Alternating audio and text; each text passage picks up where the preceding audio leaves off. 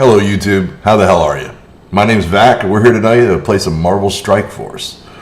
Specifically, we've got a war going on with about a half hour left, and we're going to get into that awful quick. But first, I just want to send out a quick alert, and then we'll get this thing going. We got maybe 3 or 4 war attacks that we're going to have to put in. And we're sitting in with a pretty comfortable lead. I know they pulled ahead at one point last night, but it looks like Night Shift's doing a good job.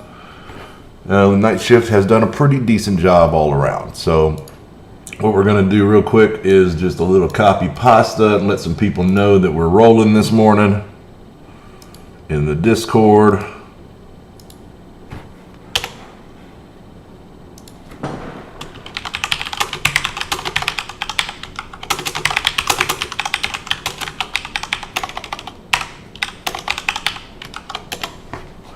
And we won't worry about a funny gift this morning because we're a little pressed for time.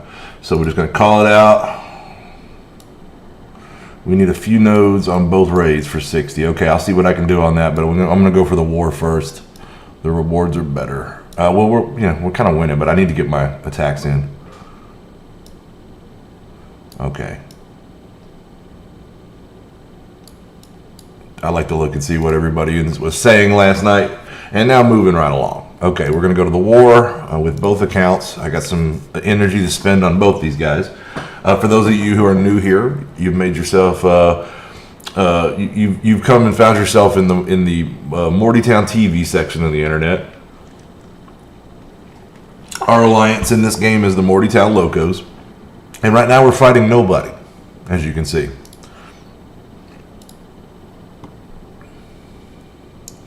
Good job, Night Shift. Okay, so we're all the way on to Armory. Everybody followed the path, just like I called it, except whoever hit Flight Deck 1 here, but we'll give Reds a pass on that. I'm going to fuck with him a little bit, but we'll give him a pass on it. I get it. He is our lowest member. I've been watching Mick and Thor do that for a year now. So anyway, we do have some teams to clear out here. I have 2 energy on Baxos. He's got 1 decent team. So let's go ahead and I don't think I'm going to need to even get rid of that boost to beat that 371 defenders, because I think most of what I have left are really good teams. Let's see, I have 1, 2, 3, 4 teams left. I'm pretty sure I have 4 attacks. Let me look. 3 here, 1 in the hole. Oh yeah, so 4 attacks, and we're gonna be pressed for time. So let's get started. So I'm going to go with my Guardians of the Galaxy for this one. I'm pretty sure they'll be able to pull it off. At the same time, I'm going to send... Oh, I got nothing left worth attacking with over here. Oh, well. Well.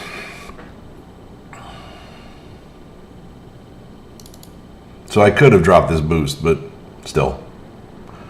Let's kill it and see what's in slot number 5 on that defense. So first things first, we got to overwhelm Luke as fast as possible. The deflects do not help with that, but I still think we can get in there. Oh, so close. We might be in trouble. We'll find out. Just a little top off in health. Okay, we survived that okay. Definitely some defense up and death proofs for everybody. We'll retaunt with Drax.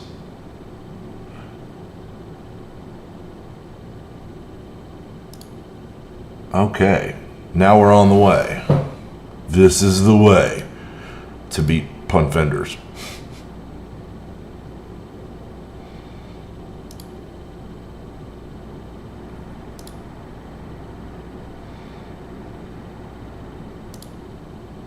Hopefully this will finish off Punisher. There we go. From this point, I like to just go Daredevil and JJ. It's basically just whoever's closest to dead at this point. Daredevil is the big damage at this stage, really at all stages, and of course JJ is just pumping energy into everybody, so she's a good target to get rid of as well. So I just basically make a judgment call based off whose health is lowest. And of course, Luke always tries to come in here and mess things up. He's so needy. He just demands attention.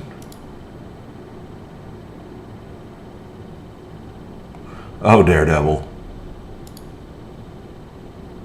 Okay, so we're in good shape there. That's going to open up a 300K as Guardian team. So I'm going to go ahead and jump that right now with Baxos while we load. And that way he'll have that boost off. I understand, Thomas. What's the timer on that?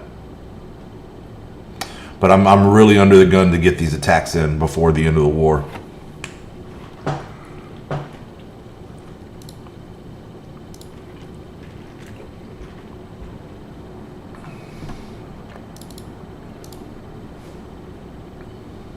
So under the gun, in fact, I might go ahead and just take out this. I got 20 minutes left. I got 3 attacks to make, so I'm ahead of schedule. Okay, all right. All right, I got a minute. I got a minute. We can wait and see if Baxos, he's almost done here. He'll have gotten rid of the defense boost that they had put on this as Guardians, and I'll clear that instead. There we go. Also managed to eat up a lot of their ultimates, so that won't be that hard.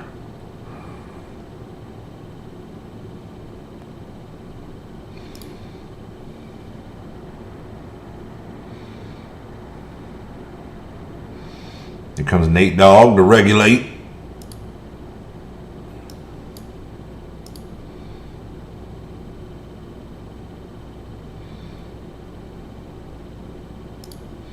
All right, so let's see what we got. We got X-Men, we got Black Order, and we got Power Armor. Is essentially the 3 we're sporting here. So I'm betting. Let's see. I mean, people keep telling me that Power Armor does way better against Asgard now. We got every advantage. We got a massive punch down, right? Let's go see what we can do with them. 12 minutes, understood. Understood.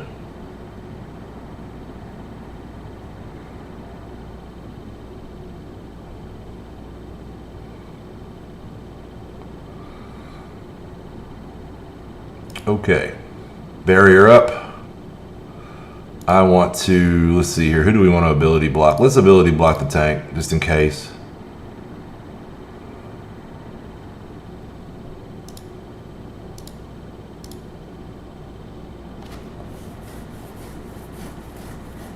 Can live with that. Little speed bar manipulation.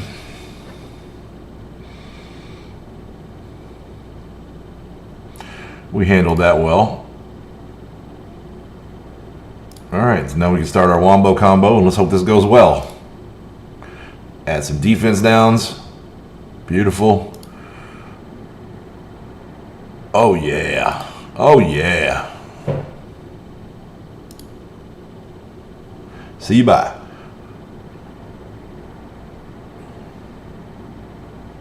So we've got, that leaves a symbiote and a Coulson. Nate's claiming Coulson.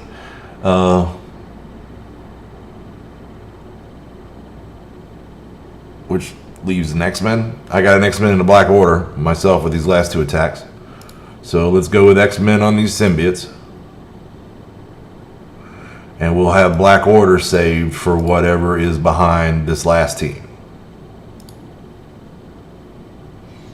And I'm going to pull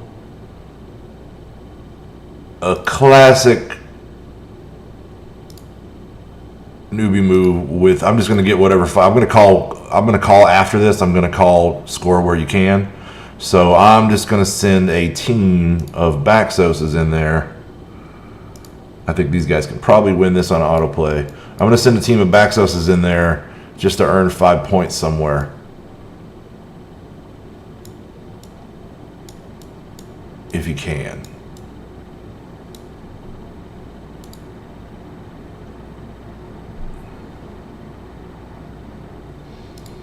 If he can. There we go. We're about done over here with X-Men. Phoenix didn't even have to die.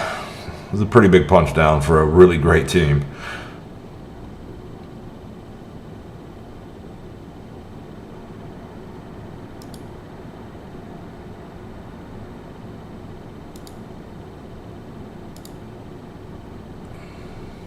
and a 330k randos. Okay, so we'll smash them with Black Order, and then we're gonna run straight for that U7. We're not even gonna worry about energy till we get all this shit done, because we're on the timer on a lot of these, and we would like to get 70% or 60% U7. I don't care as much about the other raid, but.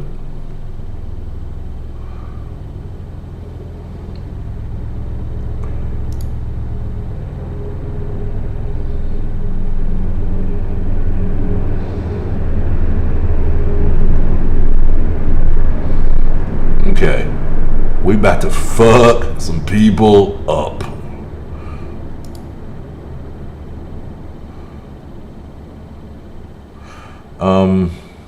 Let's wait for Kingpin and that taunt before we flip. There we go. Oh, I'm glad she went after the tank.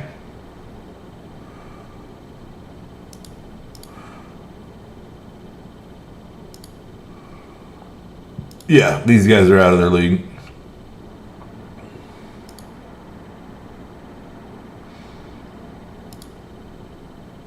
I should have just gone ahead and taunted that. Or flipped that. Whatever. It's done in seconds anyway. We go about it. Uh-oh. I froze up on both screens. That's not good. Okay. Now they're both recovered. They're both recovered. Okay. Whew. Would have been a bad time for a computer burp.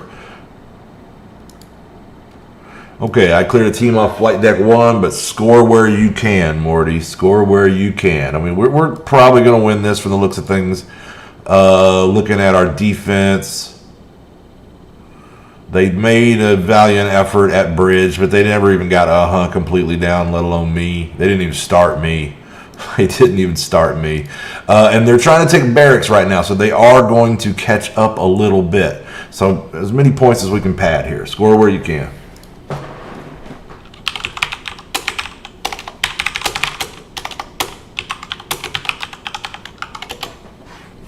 Okay. So, moving on from that, let's head to that U7 raid and try to get a note in before the timer comes out on that. There we go.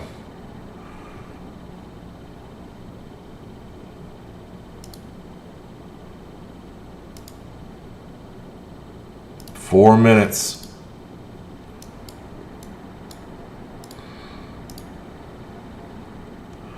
That should be enough time.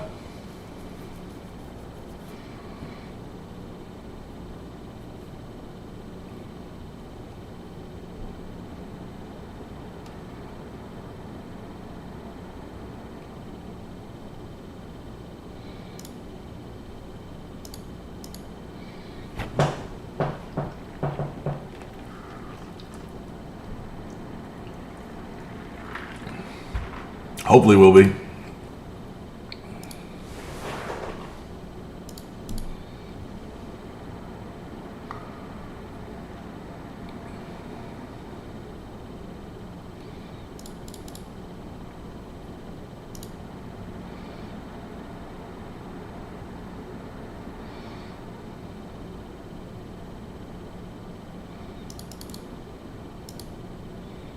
Motherfucker, I just did what I specifically stopped rolling not to do.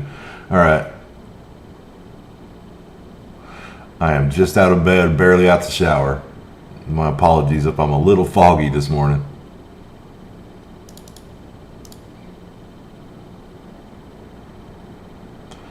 Okay, only one more blind.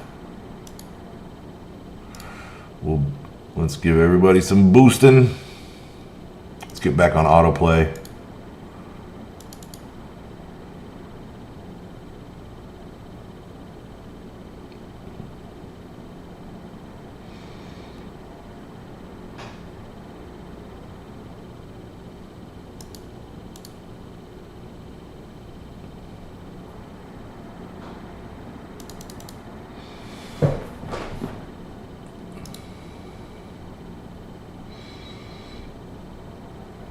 This is gonna be close.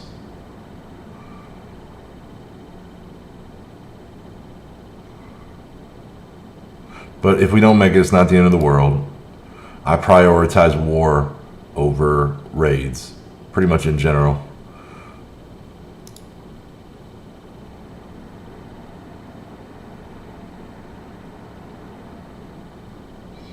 Oh, we still got black bolts. You never know. You never know. Oh, I think that might have been. I think that might have been in time. Did it get us to 60? That's the question.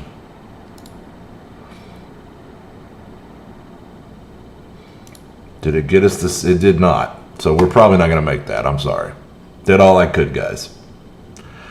It didn't work out well, right? Like I was out of energy, and when I went to bed last night, and it just the timing of it was bad.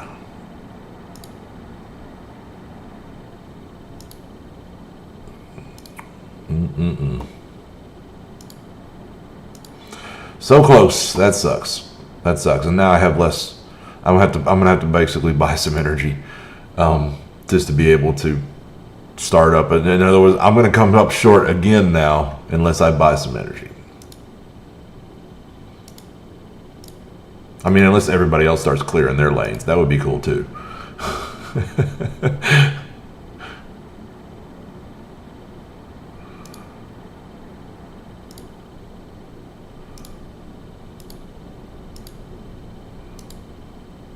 Okay, so regular morning activities now. Let's get them out of the way so we can get to blitzing, and we can farm as many Unity orbs as I can get before work.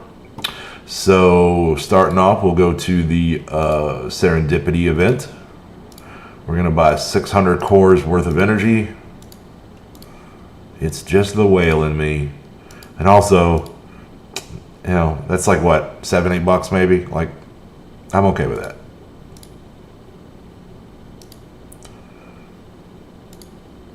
So we're going to farm up the 9 hard nodes here.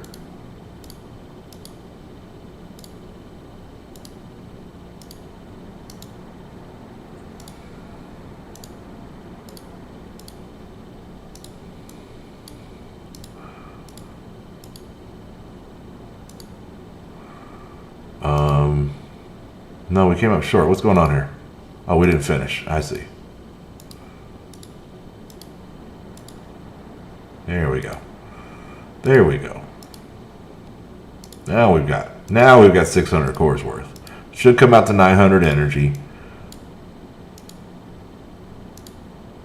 which will get you through these 9 nodes, and that's an excellent start to the day. Usually 2 or 3 orbs to go with that. Okay, so we did get alpha to 60%.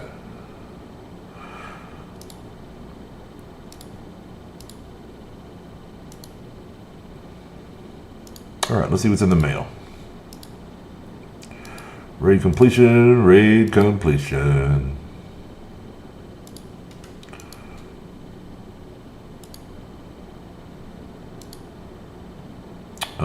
Yeah, we might as well do challenges now.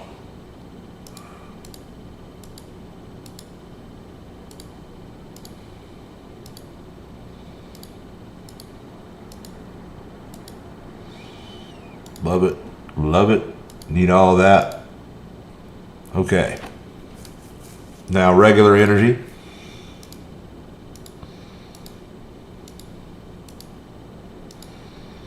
Same deal. 600 cores. This cost me less because I'm getting 500 a day out of Arena, and that's going into this. Speaking of which, did we get knocked off? Nope. Still sitting at number 1. I might not get to make an arena attack for a little bit. We'll see how it goes. One of these guys might get froggy later today. All right. So we're gonna head in here. We're going to go to Symbiote Spider-Man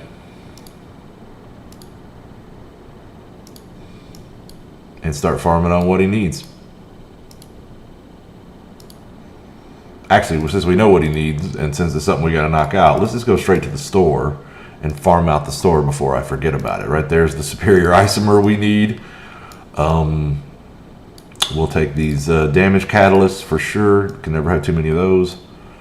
I'm going to refresh that. We're hoping for bone marrow. I'm going to take another isomer because we're about to be out of them.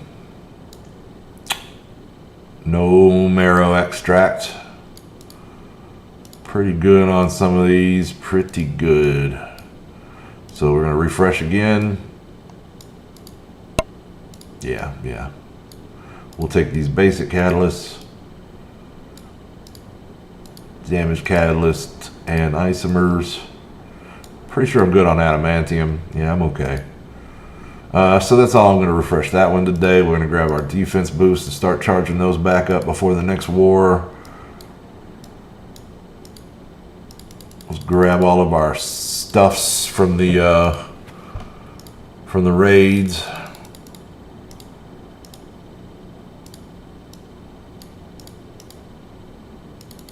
All these shards we don't need. Okay.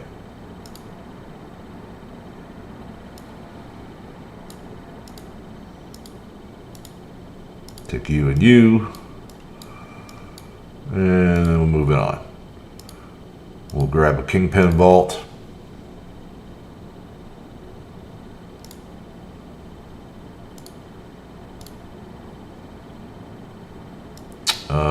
We'll get back to that in a minute when this war is over.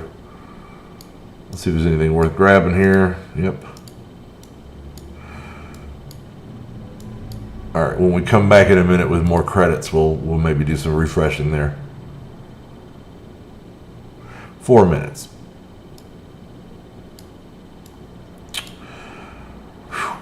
Oh, yeah. 7 Red Star Phoenix would be super sweet.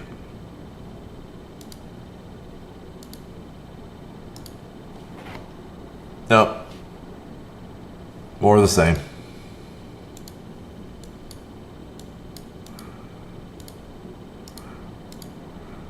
Not too far from an Elite Four. So the next bundle of Red Star orbs that we get. There we go. Get our 3 Serendipity orbs. Keep working on Domino. That was a pretty good pull.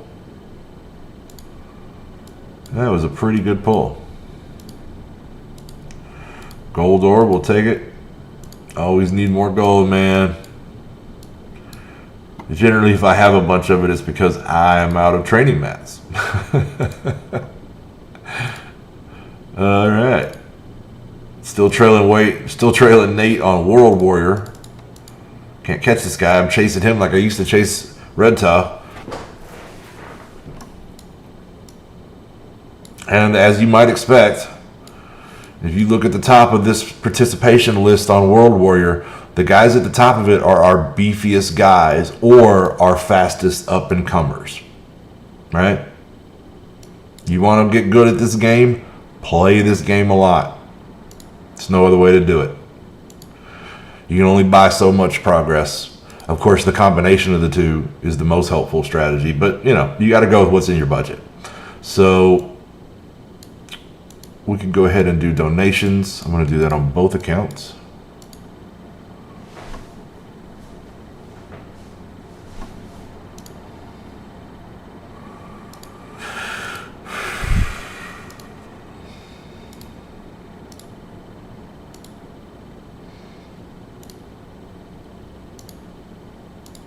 All right. And now back to spending this 1,000 energy. So we're going back down to Symbiote. We'll see what he needs. He's going to need some more focus catalysts. But it's an attainable amount. It's an attainable amount. We might be able to buy this piece of gear today.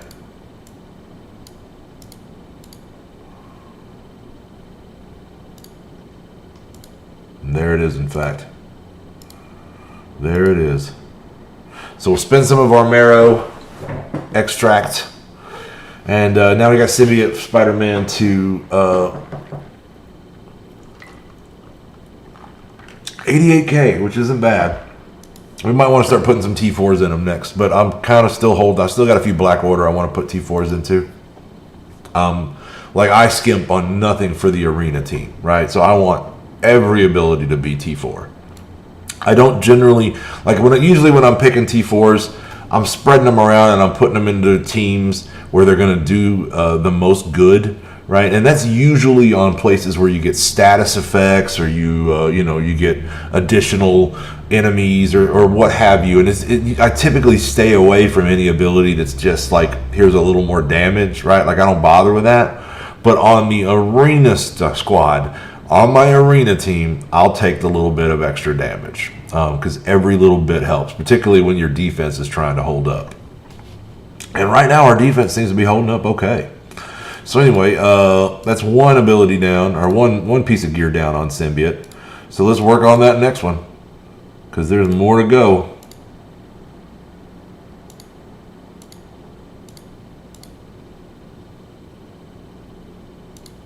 And then, of course, we can't call it a day unless we get down here and farm at least 3. At least the first ones, right? Like, we can't leave these unfarmed. These got to get farmed out every day. We need so many of these things.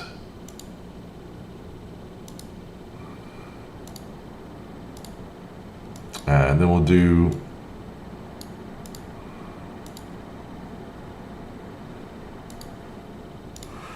Yeah, I guess the war is done. Yep, there we go.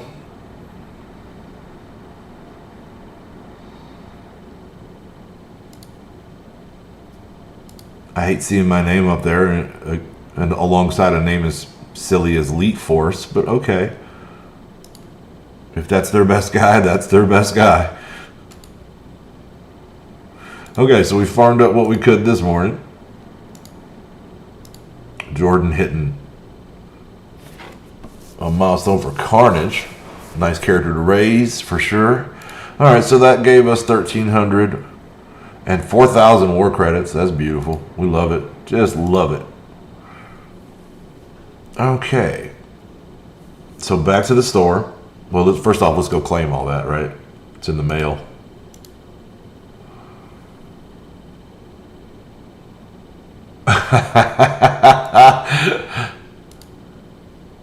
Yeah, that's the way it works, man. I stack up on stuff I don't really need, and what I'm looking for, I see it all the time on Baxos, but I never see it, right? Like, it gets frustrating. It gets frustrating. Okay, so let's go have a look-see. Opened up a couple of basic ores with all that energy. Those 20 are just saved.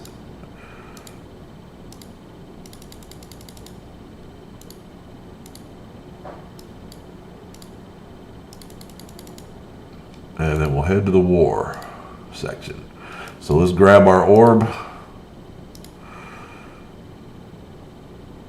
Yeah. I got a bunch of mutant shit too.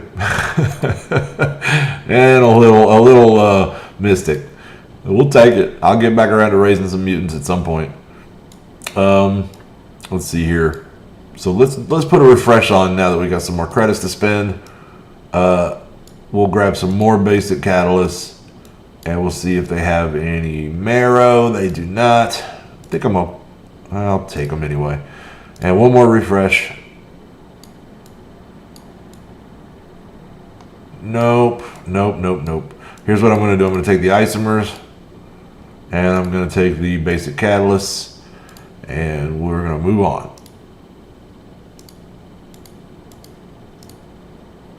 Okay, so now we just need to do more raiding. But both raids have been concluded. We'll get to those in a second. Let's see. Actually, let's have a look. We can start them both. Okay, we can start them both. Before we do, you know what? Let's just start them both.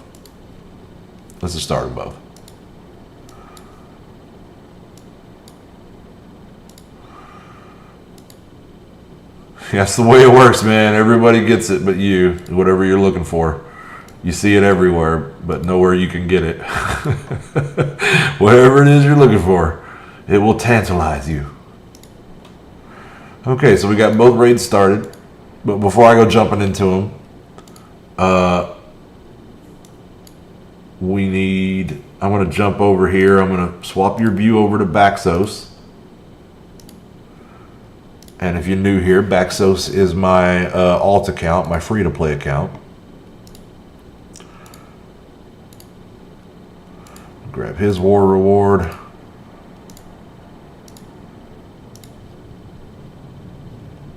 And his raid rewards. We'll head to the Serendipity event. This goes a little quicker on him than on Vac, because instead of farming all 9 nodes, he's farming 1 and he's out.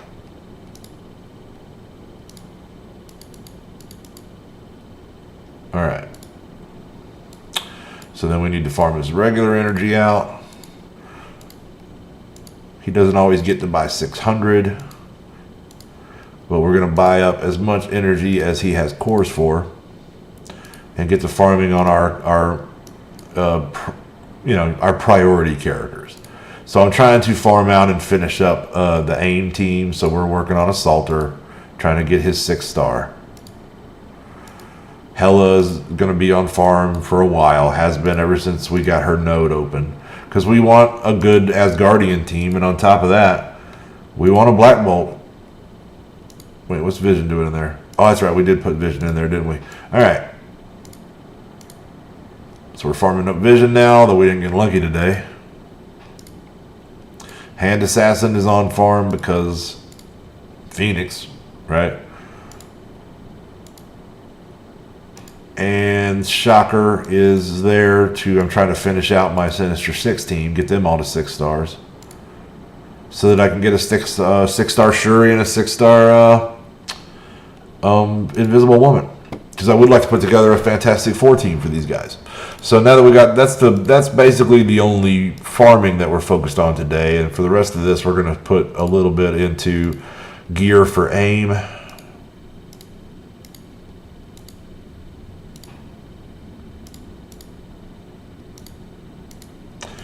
And when I get most of the T3s done on AIM, I'm probably going to be able to finish up Villain 7 at that point.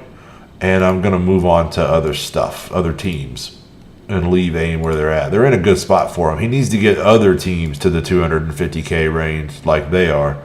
So, all right, that'll do it for that energy.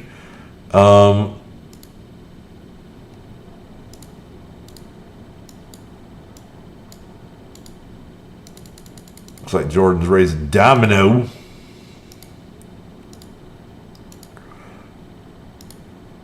I hope all is well down in Birmingham.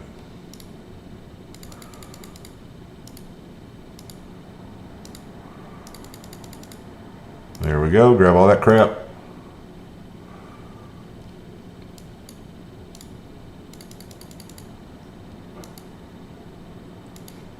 All right. Oh, we need to roll through all the stores with him real quick, but we don't do any refreshes. This will go pretty fast.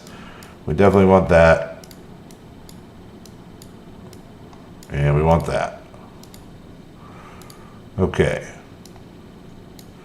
We're working the Thing. We're working Rhino. Oh, no, we're not. Well, I guess we are. I guess we are. I got pretty much everybody else around here to completion, right? So there's still a few down here at the bottom, but again, we're just working on 300. So if I'm going to work on 300 and work on that 7th star, then I'm going to work on the Thing in Rhino. Let's see here. I think he's pretty good there. We'll take that. We'll take that.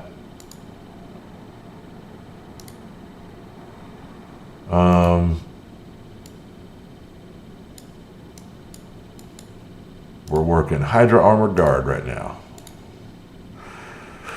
Okay, he's got a lot of orbs to pick up. I've apparently been remiss on that. Nice. Nice. Keep them coming. Let's just pile them away. I guess I have not done this for a couple weeks on Baxos, and he's just had these piling up. We'll definitely take some Sif shards. I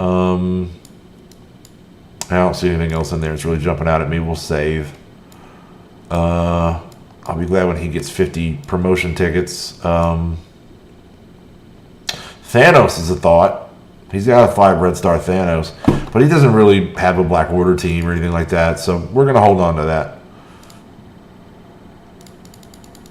All right, so what do we got going now? Purchases, arena, challenges, raise, blitz. Let's do his challenges.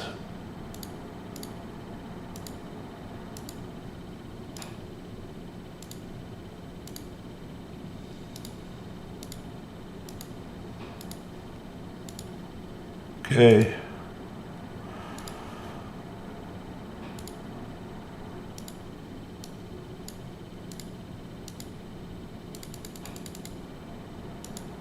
And now we can, what did I forget? Now we can leave all that behind. We'll grab his milestones real fast. Little high roller. Little warrior. Ooh, we're getting into the good ranges on World Warrior. Love it. All the T4s I can get, man. Yum, yum, yum, yum, yum. All right, so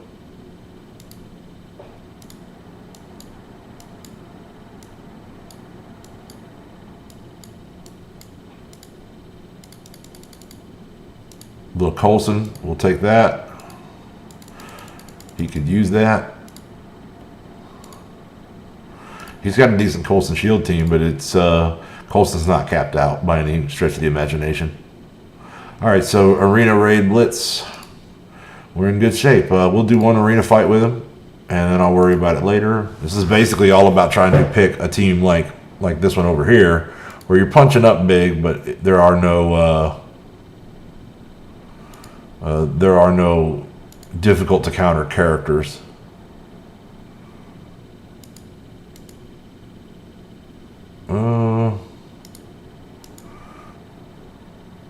Yeah. No difficult to counter characters like Phoenix or, well, kind of got Magneto. Yep. I did get some more phosphates. All right. So straight at Iron Fist.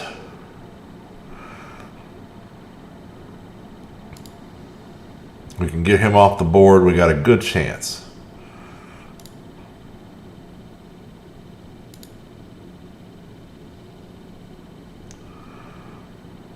I'm glad we topped off before he did that.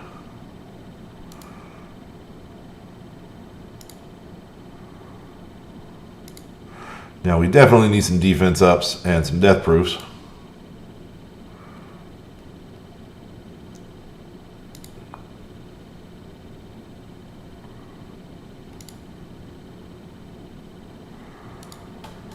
All right, we're going to shoot it at Daredevil and hope we stun him. No.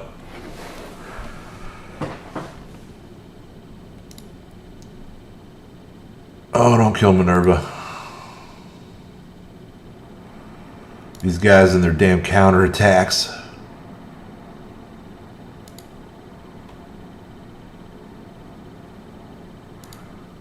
Oh.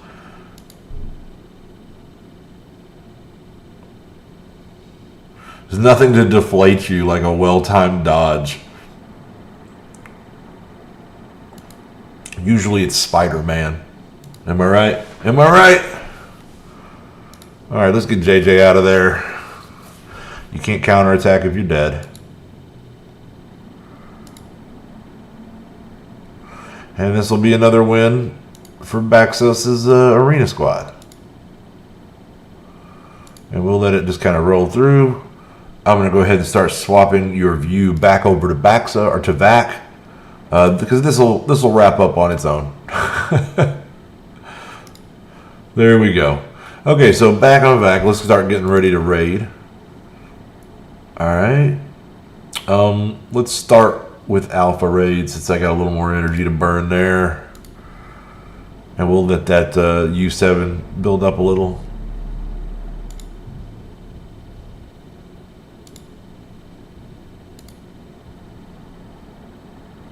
All right. So there's Baxos, and we'll join them. Only the AI uses his Peter tingle. That was a genius, by the way. That was a hilarious joke to put into the movies.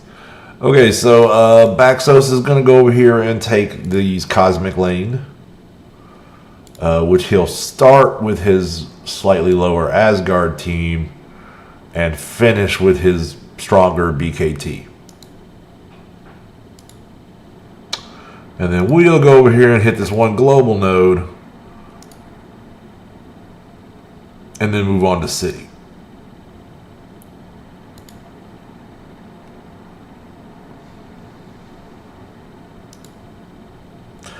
All right, so this is mostly just, tending things back and forth, autoplay kind of portion of the program.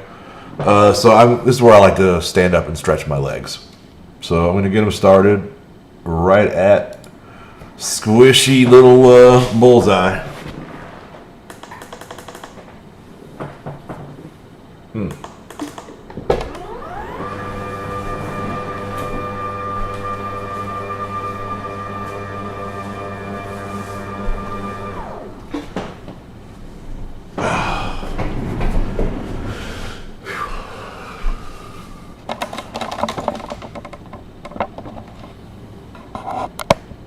Okay, so continuing on.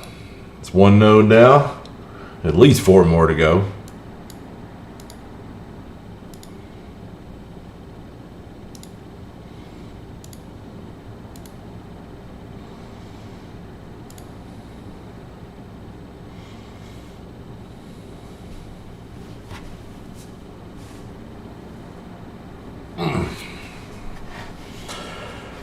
Let's go right at Elektra. We could go up Black Widow, but we'd only get a couple shots in.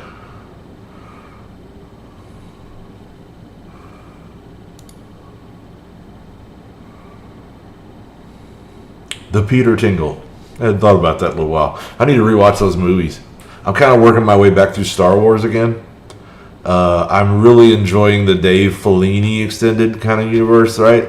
I had never seen the shows Clone Wars or Rebels, and so I kind of I'm watching back through all the movies, and I'm watching the TV shows at the appropriate chronological moments as well, so that I'm kind of watching the whole story in order. It really fills in a lot of things when you add the TV shows to it. It really develops the Anakin Obi-Wan relationship before it all falls apart, because it happens so quick in the movies. It really doesn't. It don't feel like those guys are really brothers when they end up battling at the end, right?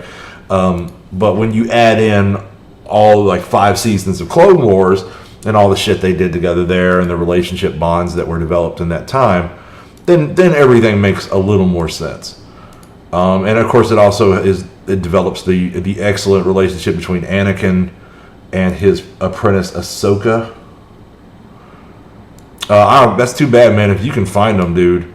Like Clone Wars is pretty good, and so is Rebels, and it really fills in the story a lot. It really does. And then, of course, it gives us Ahsoka Tano, who is really one of my favorite Star Wars characters at this point.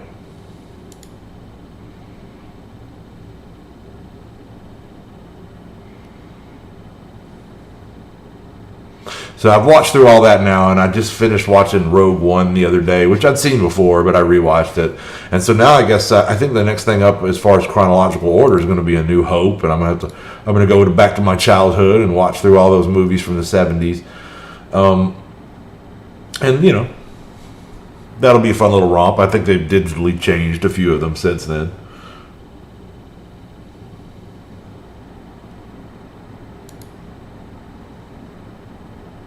And then I guess I'll watch these new ones again. I've watched the first 2. They were great.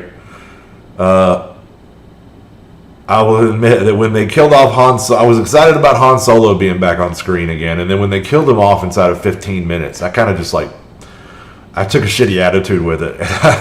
I didn't bother to go see the last movie.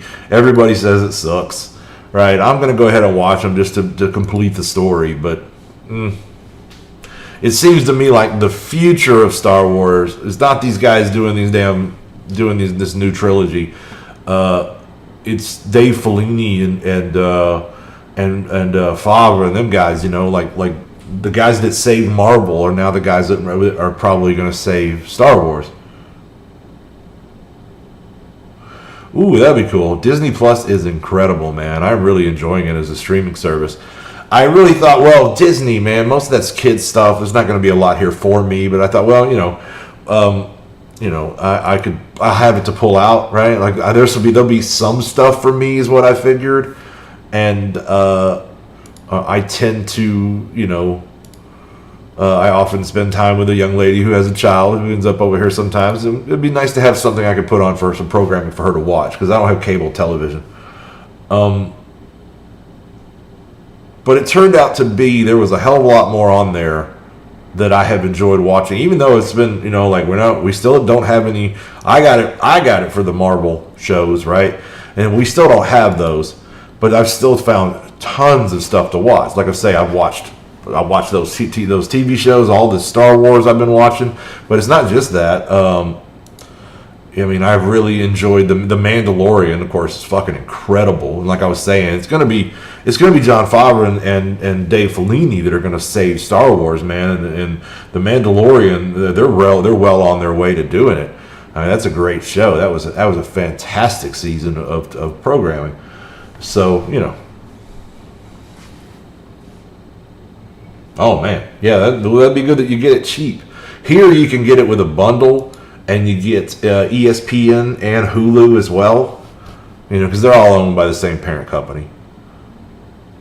So that was the route I went. And now, as soon as I'm not seeing the new Rick and Morty season that's airing right now on Adult Swim, but it's eventually going to get to Hulu, and I'll see it there. It's just like I'm not really seeing. I don't have cable television, right? So I'm not seeing. My favorite show is Agents of S.H.I.E.L.D., and I'm not seeing it right now. It's airing a new season currently, and I'm gonna have to wait till it hits Netflix.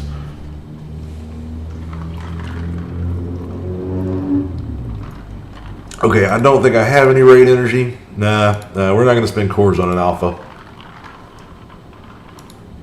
So we'll back out of there. We're done with that. We will spend some cores on this U7, however. So I'm going to send Baxos down the right side lane as usual.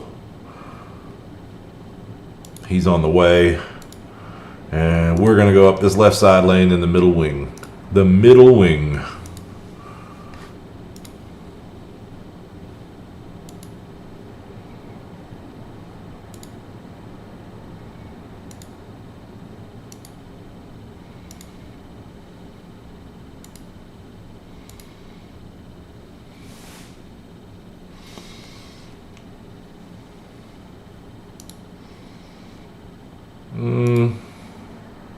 Right at T'Challa.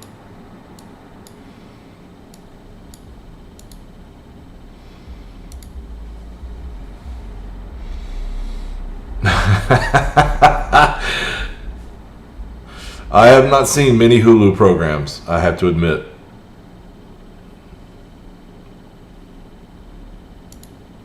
I'm still watching through all the stuff on Disney Plus, man. And even Star Wars and Marvel aside, and there's some good Marvel content on there already as well, right? Like a lot of the old cartoon shows and stuff that from back in the 90s and 2000s that a lot of kids today grew up on, that was their Marvel. Those shows are on there, right? I haven't seen them, right? But it's a lot of Avengers stuff, and they got Captain Marvel and all the big names in there. And I even seen Phil Coulson running around at one point, so I might watch it just because it's got Coulson in it, right? It'll be a new Coulson. It's Coulson before Clark Gregg, which is the name of the actor who plays Phil Coulson in all the movies and in Agents of S.H.I.E.L.D. Also, fun trivia fact: married to Jennifer Grey from Dirty Dancing.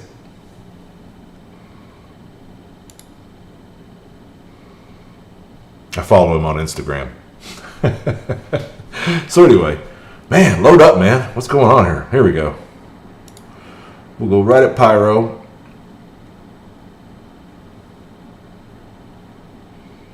I don't know how many of you out there are old enough to have seen Dirty Dancing when it was a new release, cinematic bombshell. Like, everybody loved that movie.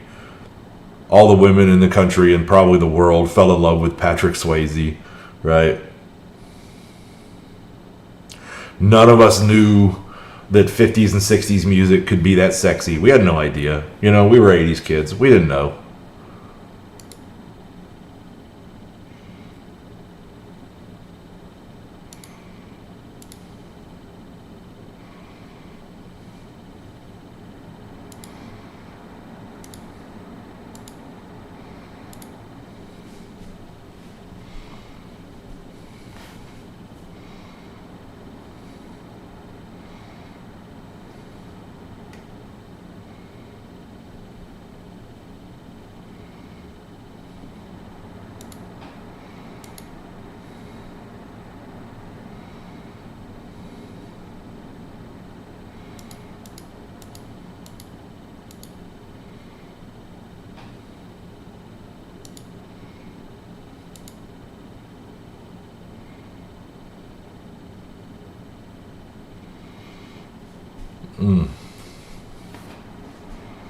I still enjoy that movie. The only place where my perspective has changed is I've gotten older and I've I've raised some children on my own, and so my perspective on, like, Baby is 16 in that film, 16, and Patrick Swayze doesn't look a day under 35, right? So that part of that, I get that Jennifer Grey was actually older in that film, and when I first saw it, when it first released, I probably wasn't much older than 16 when Dirty Dancing came out, and so she didn't seem that old to me. But well, yeah, who did love Swayze for lots of movies, right? Yeah, Roadhouse, Ghost less for me. That was kind of a romantic film that didn't really appeal to me as a young man, but I really did enjoy. I saw it, right, and Whoopi Goldberg was hilarious. Yeah, Point Break, man. Point Break was a movie I was a real big fan of back in the day. And Bodie was always one of his better characters. And of course, man, we were young and Southern, so we fucking loved Roadhouse. Roadhouse! My brother Baxos and I, man, we watched that shit all the time. I always loved Sam Elliott leaning down going, yeah, it hurts, doesn't it? Oh, man. Bringing back old times.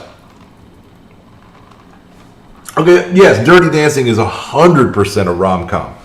But my exposure to Dirty Dancing comes completely from my mother compulsively watching Dirty Dancing over and over and over again, and I lived in her home. I was not trying to watch Dirty Dancing. It was just there to see. We only had one TV, and that's what was on it. I wanted to watch some fucking Transformers or some shit like that, right? That's what I was way more interested in. I was starting to get interested in girls at that point, but I had no game.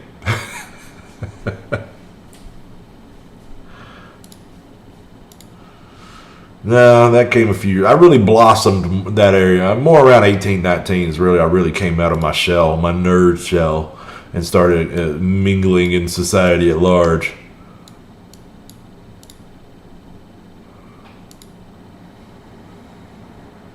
Started doing heavy drugs, slimmed down. So you don't believe me? You don't believe me? No, really. I never disliked the movie necessarily. In some ways it appealed to me because it was about, flaunting, having, we're having a good time, man, and we don't care about your authority, that kind of thing. And, so all the choreographed dancing wasn't really my bit. But I did enjoy the show, I guess, to a degree. More so than Ghost. I did. I didn't dislike either movie. I liked Ghost mostly because I thought Whoopi Goldberg was hilarious. And, I don't know. Dirty Dancing, there was just something about gyrating on people at that age that appealed to me. I don't necessarily think it was the rom-com aspect of it that got me going. I remember rolling my eyes when my mother would sigh about how dreamy Patrick Swayze was, right? And don't get me wrong, I thought Jennifer Grey was attractive, but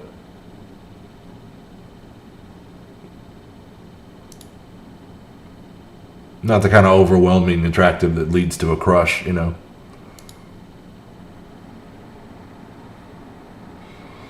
I think she might look better today at the age we are now, to be honest.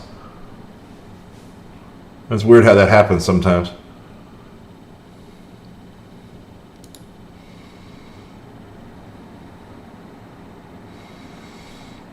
Right, like I don't live in the town where I went to high school, and there are two occasions that come to mind immediately where I went back home, saw somebody, and was like, "Who is that? Holy shit!" And then somebody's like, "Man, we went to high school with her. That's so and so."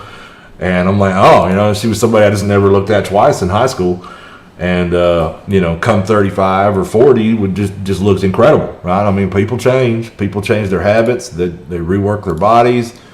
You know, everything is liable to change in this world.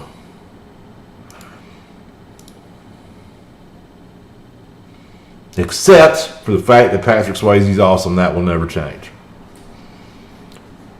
Whatever you're into, there's a Swayze movie out there you can fall in love with.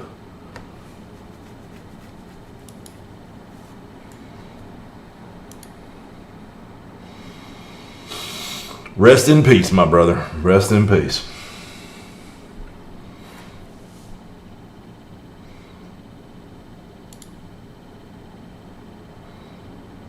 You know, I've never really dug Tom Cruise that much. I did like some of his early films, right? Like Top Gun, things like that. And then I soured on him later as he started going into crazy religious land. I mean,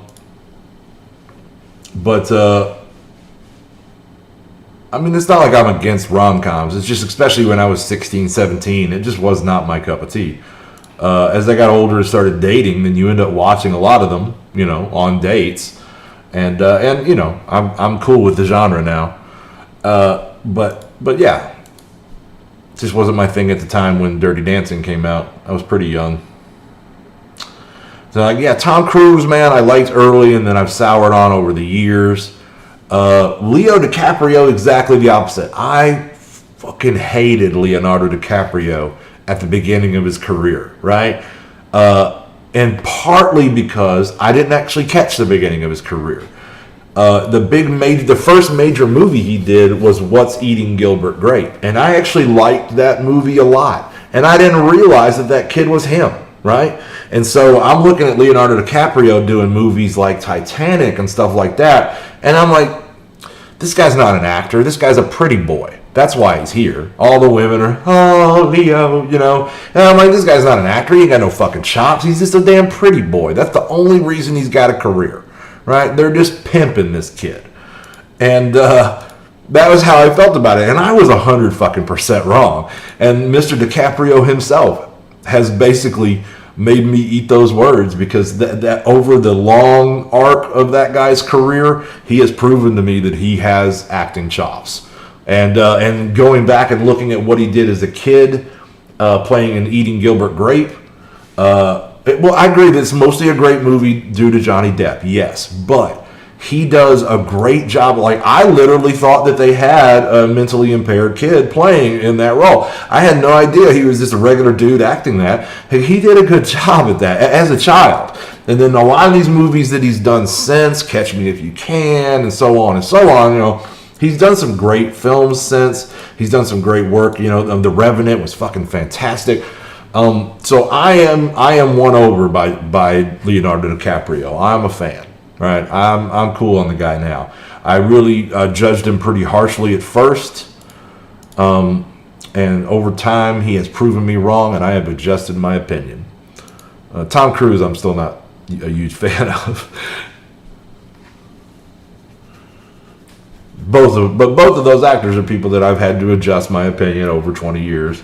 I, you know, had a one way of feeling about them initially. But time and circumstance has altered that.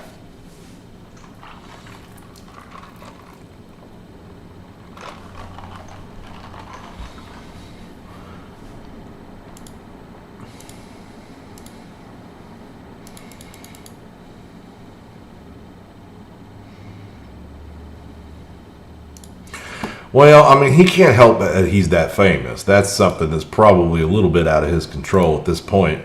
And it does have a lot to do with how that he was so dreamy when he was young, right? I mean, you know, his female fans are a big part of his fan base. But no, man, like The Revenant, I didn't see Leo in that character. That was, I got transported to a period piece for that movie, and all I saw was a guy getting mauled by a fucking bear. But his anguish over losing his Indian son, and just that was an incredible movie. That was a great movie. He's done some really good ones. Inception, right? Which, you know, the writing on Inception, maybe you like it, maybe you don't. He did a good job with it. Like I say, Leo doesn't bother me. Leo doesn't bother me at all. In fact, I have earned begrudging respect for the man over the years. Okay, so that's as far we're going to push that for now. So we're done with U7. Okay, we're out of here and back to the home page. So that completes all of our daily objectives, because we were blitzing past midnight last night. So since we've gotten everything else done, before we get into Blitz, let's go do Dark Dimension 3 and get that out of the way. And then we can just blitz out the rest of this play session.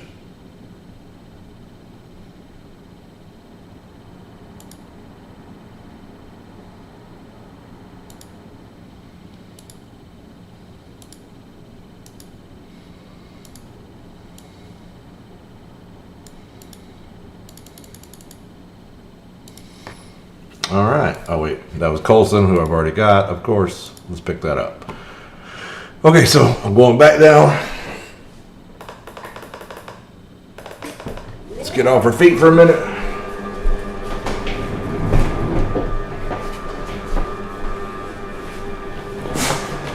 And we'll get into some heavy blitzing as soon as we finish up Dark Dimension 3. Okay.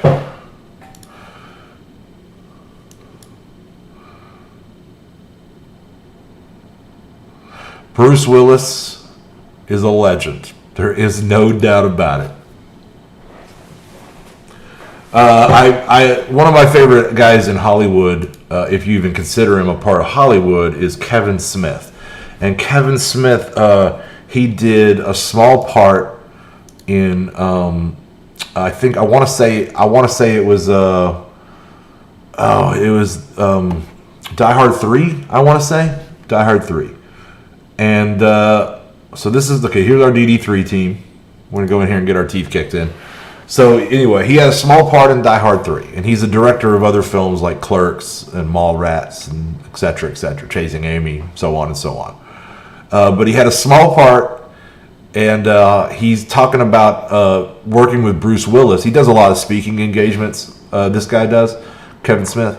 And one of the stories he likes to tell is while he was on that movie, there was a disagreement over lines, right? And there was a line in the script that Bruce didn't like. And he felt like it was more than just a line, really. It was kind of a plot arc. And he felt like that was not what John would do. John McClane would not react in this way. And that was what Bruce was saying to people. So they get Bruce on the horn with the studio people, right?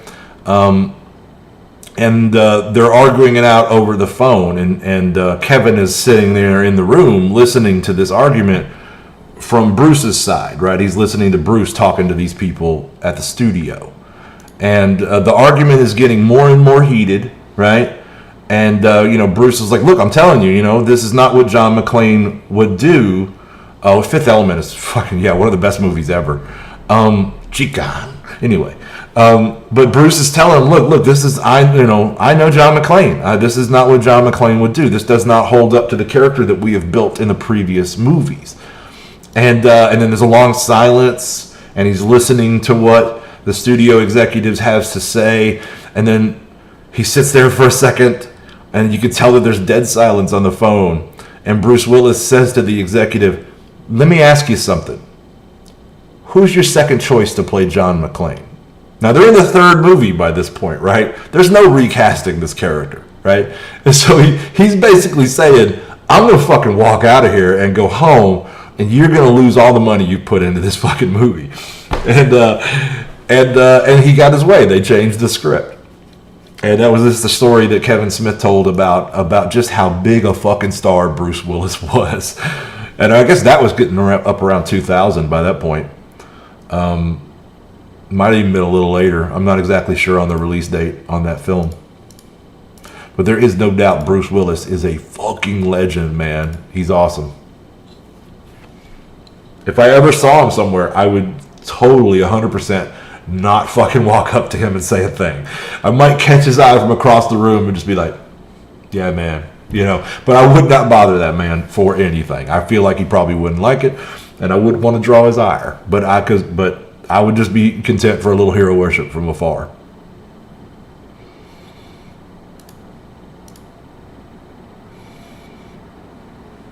But there's no doubt if I was going to talk to him about any movie he's ever fucking done, it would either be Die Hard or Fifth Element. No doubt about it.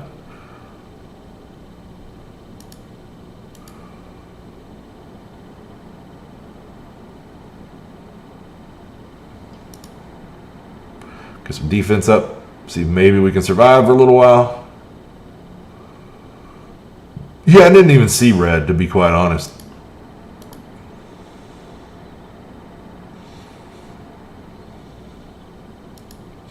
But it had nothing to do with Bruce Willis. It's just not the kind of movie that gets me into the theater anymore. I mean, unless Kevin Feige's producing it, then I'll go see it. I honestly had kind of given up on theaters altogether, and cinema lived only in my home up until Iron Man 1, right? And then ever since, I have been on board 100% for the Marvel Shared Universe. Great idea. I've always loved shared universes, right? All the way. I've always thought it was the way to go in cinema. I never understood why people shied away from that kind of larger arc of storytelling. And back in the day when I was young, you know, I mean, there were these John Hughes films, right? You know, 16 Candles, The Breakfast Club, etc. And I loved every fucking one of them. And they were not tied together in the way that shared universes are now, but they were tied together. They took place in the same area, mostly the same town. It was a fictional town, but still. And they referenced one another. They would reference events from one another. And that was one of the things that drew me to Kevin Smith as well, is his View Askew universe, View Askew being the name of his company, and the way all of his movies tied together, referenced one another, had character crossovers, and etc. And so, an awesome band of... I'm aware of the plot of the movie. I just, that wasn't something I wanted to go to the movies and see. Yeah. And I'm sure Bruce is cool as shit in it, but I just never have watched it.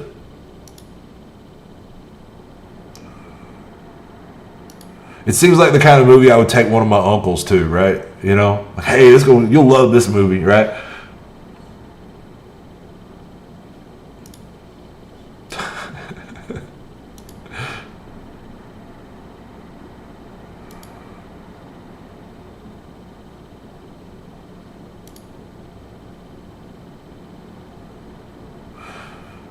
So this is the last 6 guys on this node. So we may be able to get into a rhythm here and finish them off. Here's hoping. With RNG on our side, maybe. If we can just not lose anybody before we can get Thanos back on his feet, we may be okay to get through the whole thing. But we can also kill people because we know that nobody else is going to drop. So we don't need to try to get tricky, right? So we can go ahead and finish off the hand sentry. We'll heal up Thanos. Let's go after Green Goblin since he's wounded. And like I say, we know that, generally there's the ever-present fear that next character you kill will drop the next band of foes. Let's try to save Maw with this. But that's not going to be an issue here. because these are our last 4 of the node.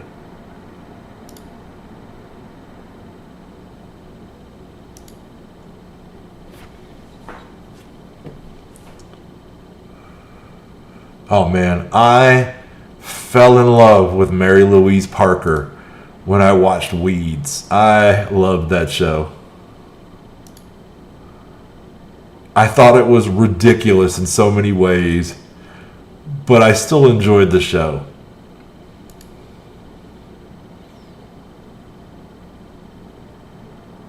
Oh my God, she was so fucking hot in that show, man. I swear to God, dude, I just crushed so hard on her. It's like I enjoyed the show, and if that element had not been there, I still would have enjoyed the program.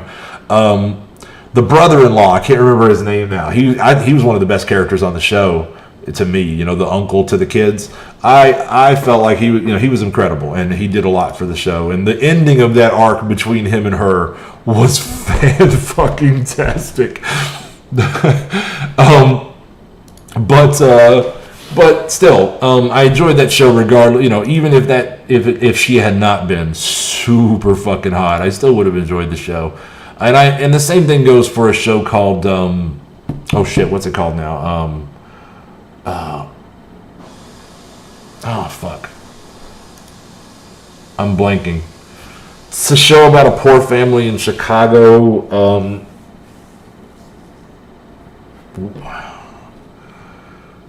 I'm blanking. Okay.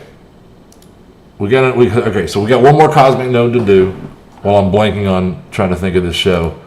I should know this. I watched this just a few years ago.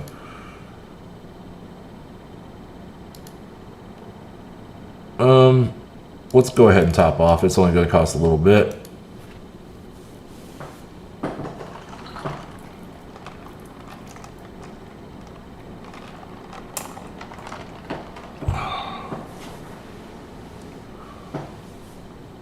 While we're loading, I'm going to look that up.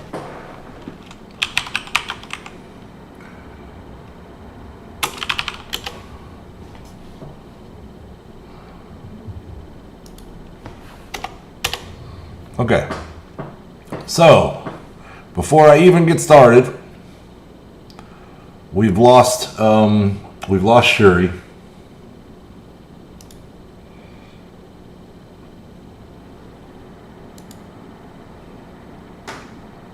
So let's get her back out here. Let's hope we can. This is the dangerous portion, right? Like this opening sequence, man, is where they have 1, 2, 3, 4, 5, 6, 7, 8 characters on the field, right? We don't necessarily have our abilities set up right where we want them. We're coming right out of a fight. They're hitting us with all their big hitters, right? Yep. See, I mean, just one ultimate after another. There's just no way to stand up against this. I mean, there are just certain situations like going into a new node like this where you're just going to walk in and face plant. So that was our progress for the day. That was it.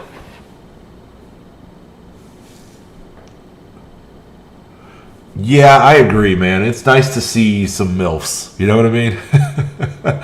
It's nice to see that middle-aged women, especially like middle-aged women playing single moms can be sexy, right? All right, so anyway, I'm going to look up the name of this show that I'm thinking of. It's Emma Rossi's on the, Shameless. That's the name of the show, Shameless. The same thing. Shameless is a great show, and I would have enjoyed it a lot for many of the characters on the show. But the fact that Emma Rossi, much like Mary Louise, is just so damn fine and so attractive and just so overall, I guess it's just attractive, is one of the draws of the show. I have to admit. I have to admit. I also really like Frank. Okay, so we're done with DD3. That means we're down to getting our blitz on and earning some Unity orbs.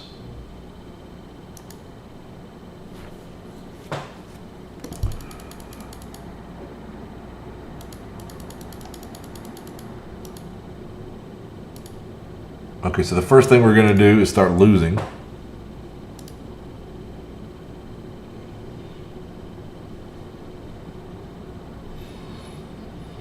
Shameless. I can't believe I couldn't remember that. I watched like every season of that.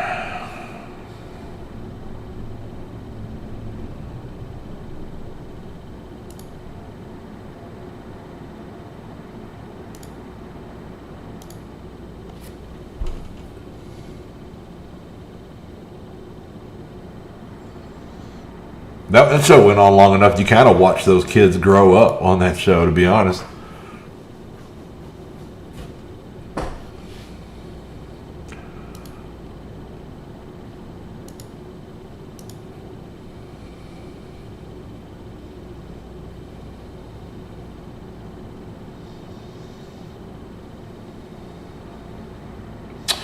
I basically follow one show at a time, and I'll binge watch it till I'm done with it.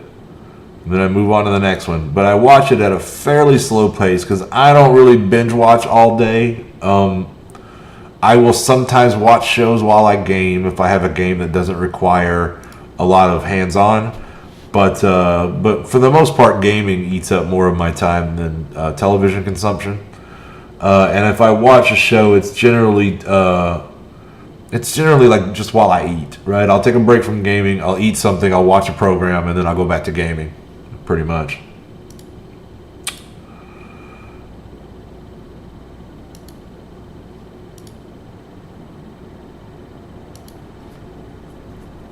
So we're just going to lose on down to get this thing started, and then we're going to start cranking out some wins with these Unity characters. We still need to use Unity characters to get I think we got 4 or 5 of those milestones left to get.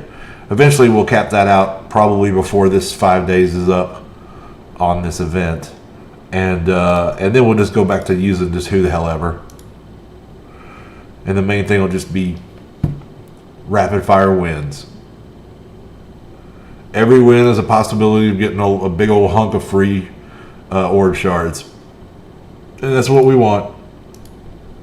That's what we want.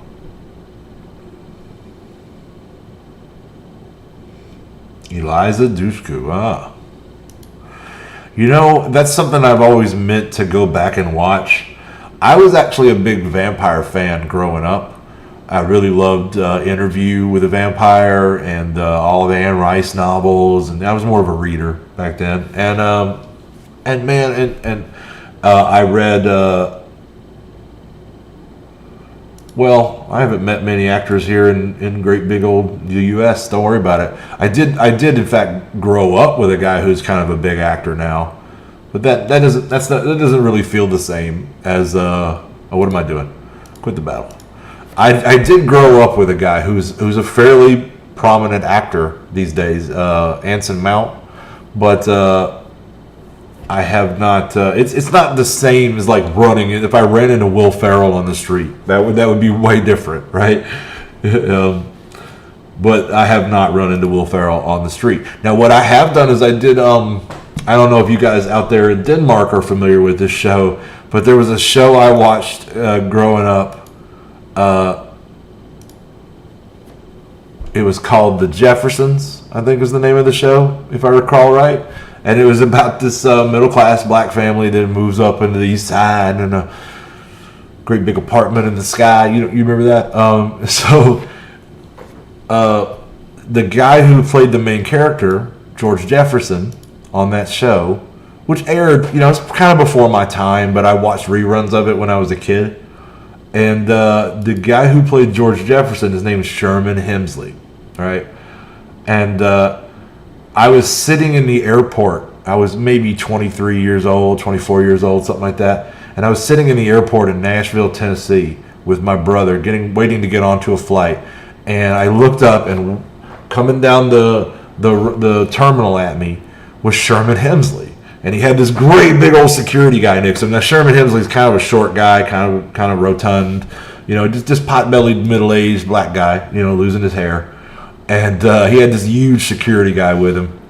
And I didn't say nothing to him. I didn't jump up or nothing, but I'm looking at him, and he's walking by, and he's looking at me. And we met eyes, and I just, did that, and he gave me one of those, and he just kept right on walking, and my brother, I'm like, hey, dude, that was George Jefferson. Did you see that? Oh, here I go fucking fighting these shit again. We're losing this.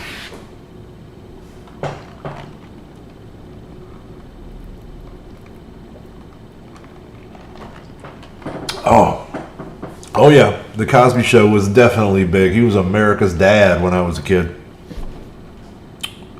Look how that turned out.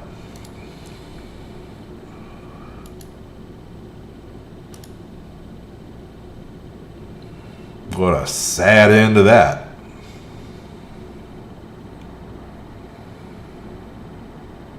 Beverly Hills 90210. That's where Johnny got big. I didn't really watch it. But I did get into Johnny Depp later. Here I go again with this. I did get into Johnny Depp later. Right.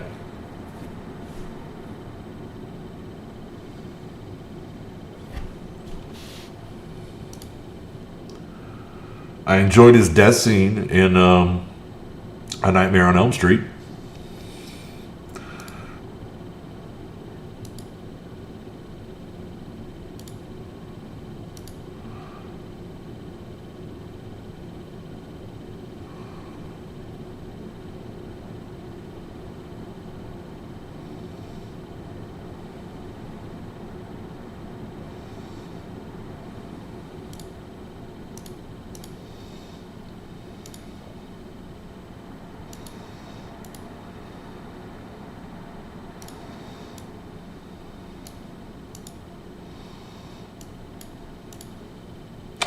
Okay, so now we've lost down to tier 1.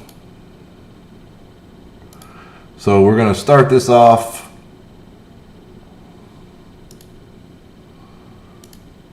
with our X-Force team plus Yandu.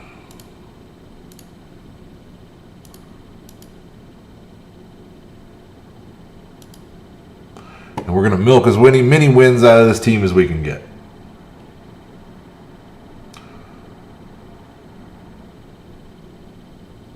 Oh, you're right.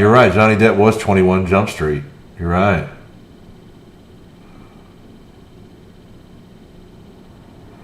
Shows what I know. I didn't really watch either show, 21 Jump Street or Beverly Hills 90210. So please forgive my ignorance.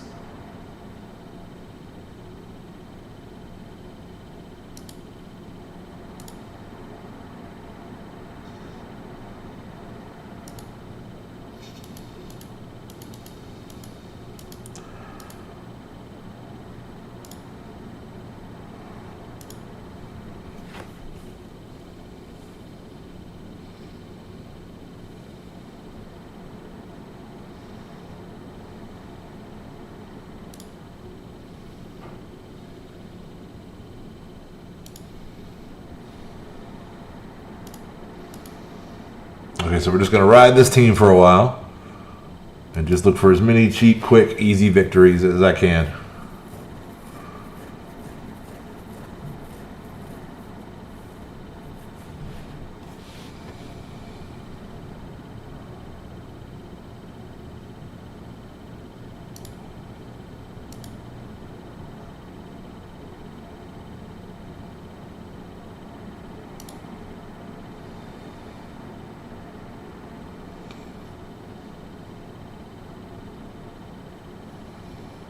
Little hacky sack.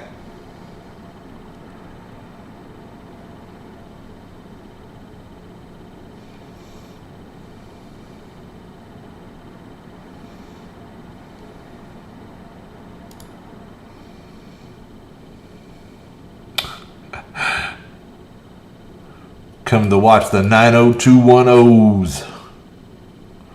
It was a huge phenomenon here, no doubt.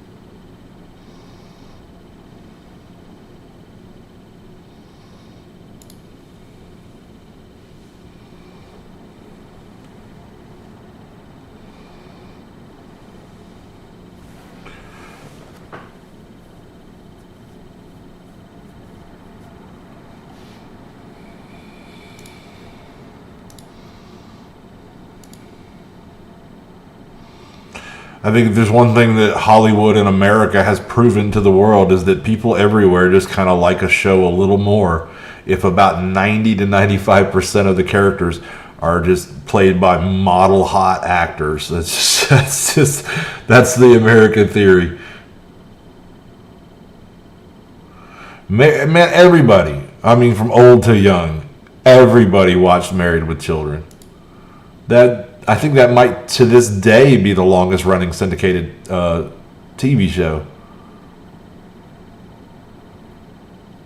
No, I think had a, I mean, outside of the Simpsons has had a longer run than anybody, but still, Married with Children, man, that shit was a phenomenon, and it had a little bit of everything. It just had good old fashioned humor. It was a little crass, but not overly. Are we not watching the damn show? No, hey, everybody loves guilty pleasures, Thomas. Everybody loves guilty pleasures. I was not at all guilty about the pleasure of watching Married with Children, that's for sure, Chris, because I loved and still do love Christina Applegate. She really made Anchorman. Anchorman would not have been as good a film without her. I'll say that.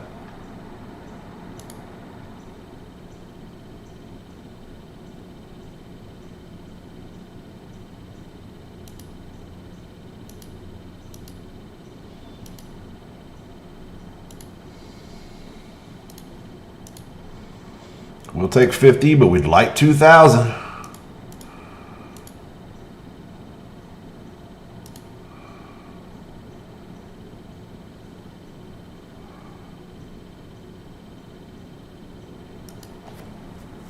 We'd like 2,000.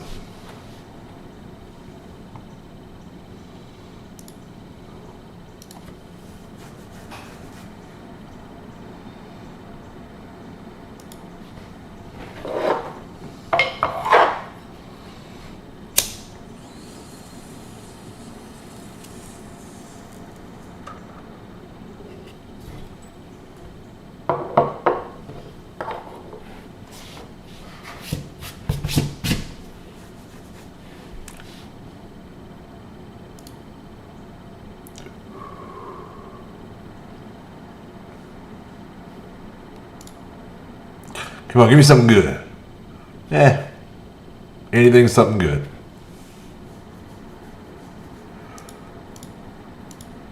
Waiting on that 2K, man. I'm waiting on that 2K.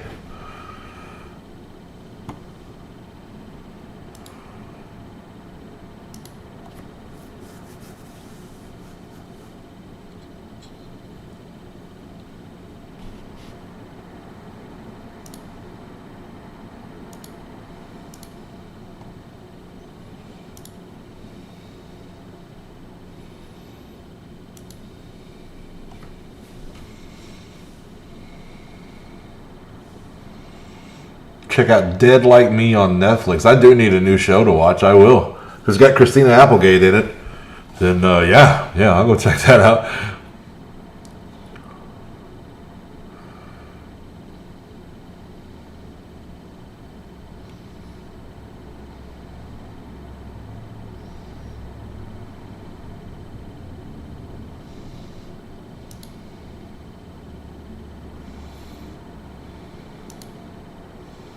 Speaking of mom age women looking sexy, oh yeah.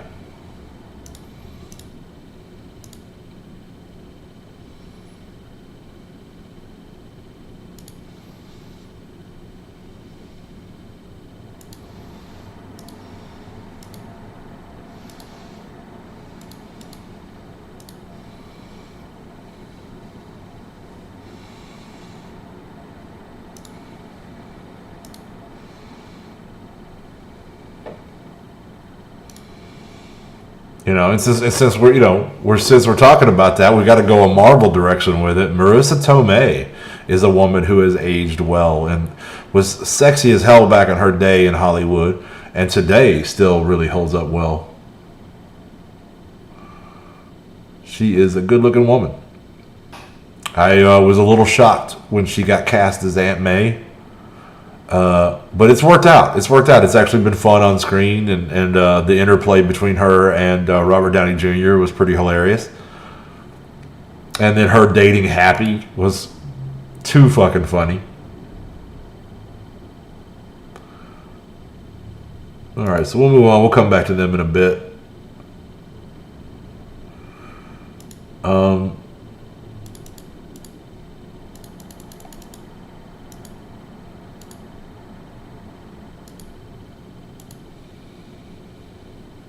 Do some Avengers.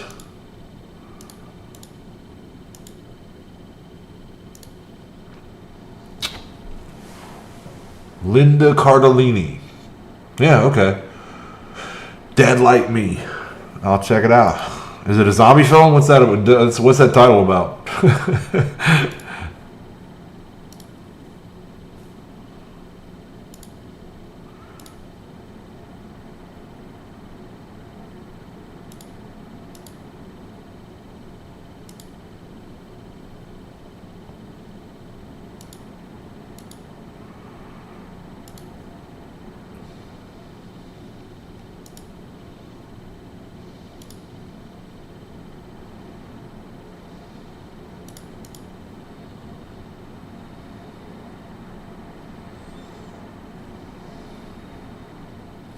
So anyway, hello and good morning if you're just joining us. My name is Vac and we're playing some Marvel Strike Force here today. Welcome to Mortytown TV. This is the home of the Mortytown Locos, but we invite everyone that's a Marvel Strike Force fan or just a gaming fan in general to come along, see what we got going on here. So we're just trying to show off, as you know, we're trying to play the game at as high a level as possible. Right now, we are in the midst. We've done everything else we needed to do this morning. We won a war. We finished out our raids, started up new raids, and done Dark Dimension 3. So now our main focus is farming Unity shards to get Unity orbs for the current event for Negasonic Teenage Warhead. Because we're trying to put together an X-Force team. I don't consider it as important a project as I did BO or Black Order. But Black Order was, billed as an arena team, and I am using them as an arena team. And that has a lot more value because it returns cores to you. So we're trying to push hard and get as much as I can toward these characters down the free-to-play path so that I don't really have to bother too much with pushing offers and orbs. Offers, yes. Orbs, no. That I've stayed away from. So let's try to, yeah, there we go. Could have cleared it several ways, actually.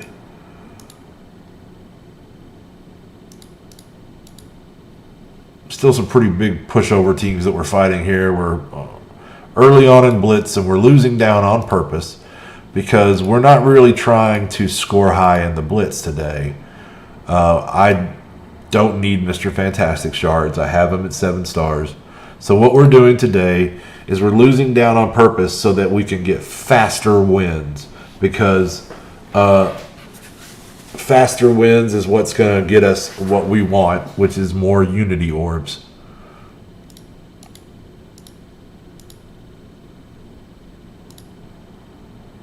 Topher talks. Okay, well, I don't like that sentry, so.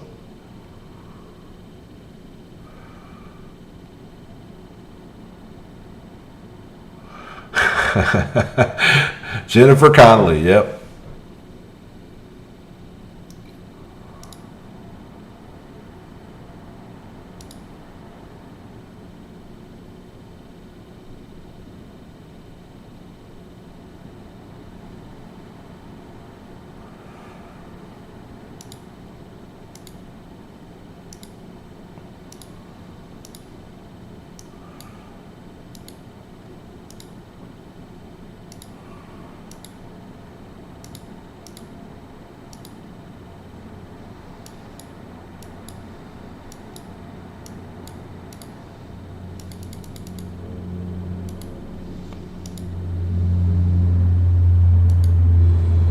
Just go down, Peter.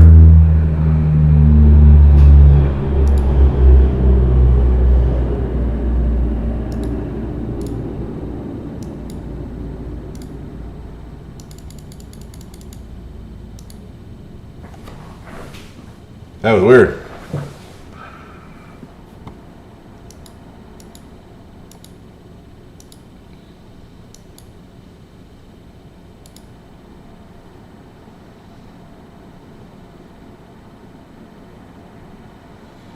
This plane flew pretty low overhead, and it either made my lights blink or it shut my brain off for a second. I'm not sure which. I'm really not. It's one of those mind control planes that the government's sending out there, man.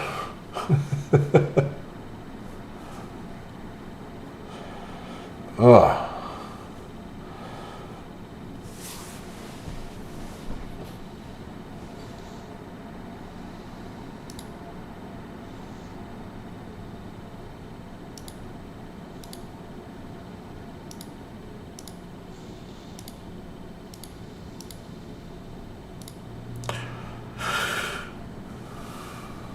Spinning up those phosphates on Baxos. Spinning up those phosphates. Pretty much done all I can do on him now. One more arena fight.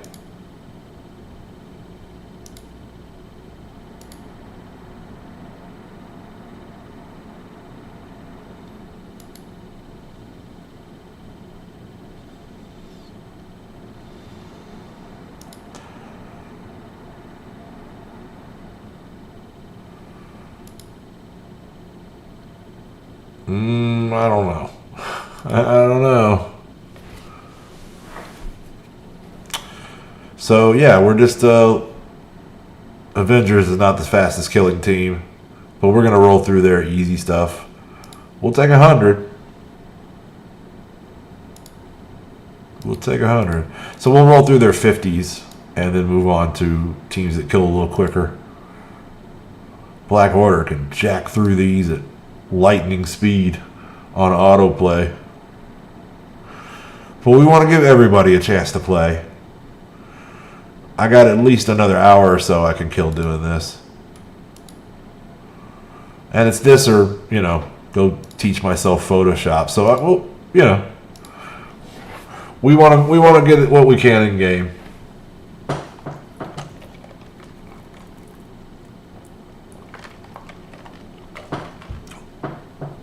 After the event, we'll get back to working on an overlay. You know, I'm not exactly sure what I want to do yet. I've been experimenting with a few things, but like maybe, probably it's going to end up being just a fairly simple bar up there across the top of the screen.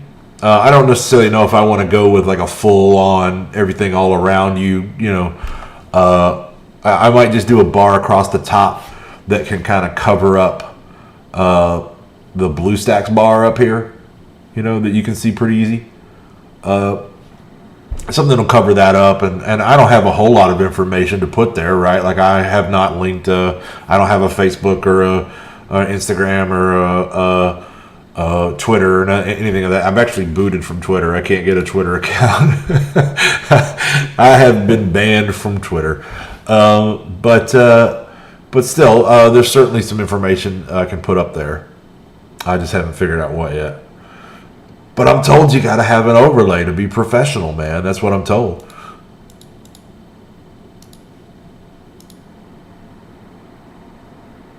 I don't know.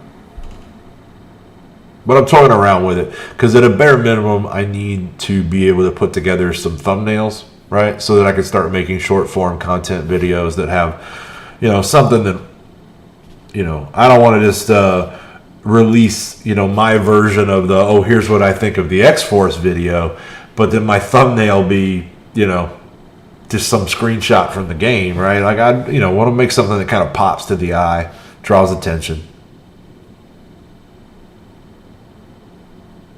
I would hope that in time I can just get more eyes on the channel and that the strength of my roster will speak for itself. But, you know, before that, exposure is going to be necessary.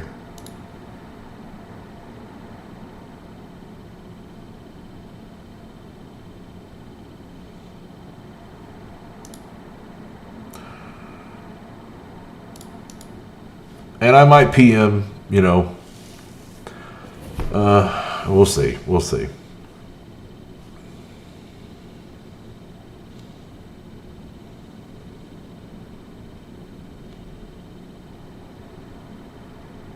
But priority number one is play the game.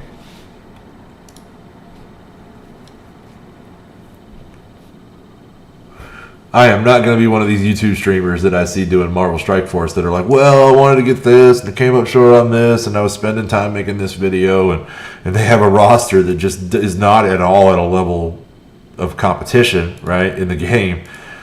And I'm just like, you know, I'd rather be, if I'm going to be better at one of these two things, streaming or the game, I'm going to be better at the game. That's really where my priorities are.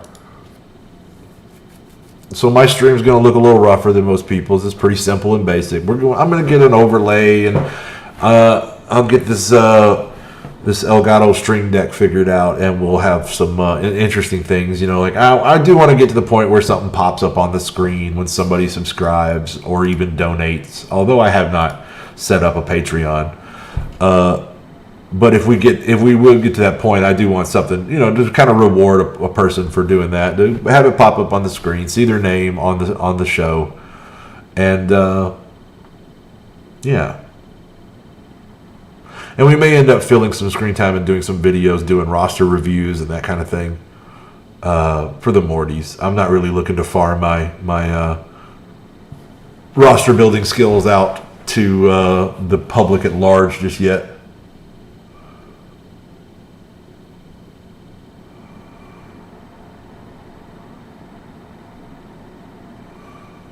Dead to Monot, dead like me. Oh yeah, I'm gonna look for it. I'll probably try to pull it up at work later when I'm eating lunch and see if I can check out the pilot.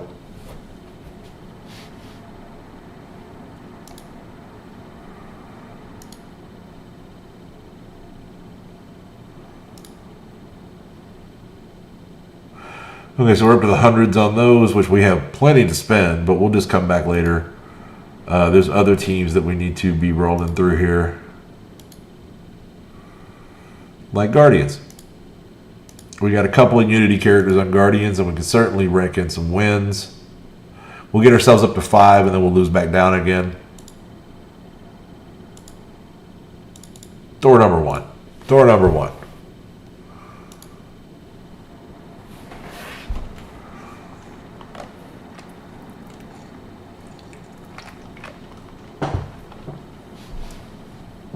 And at some point, I'm going to do another shorter roster review for myself.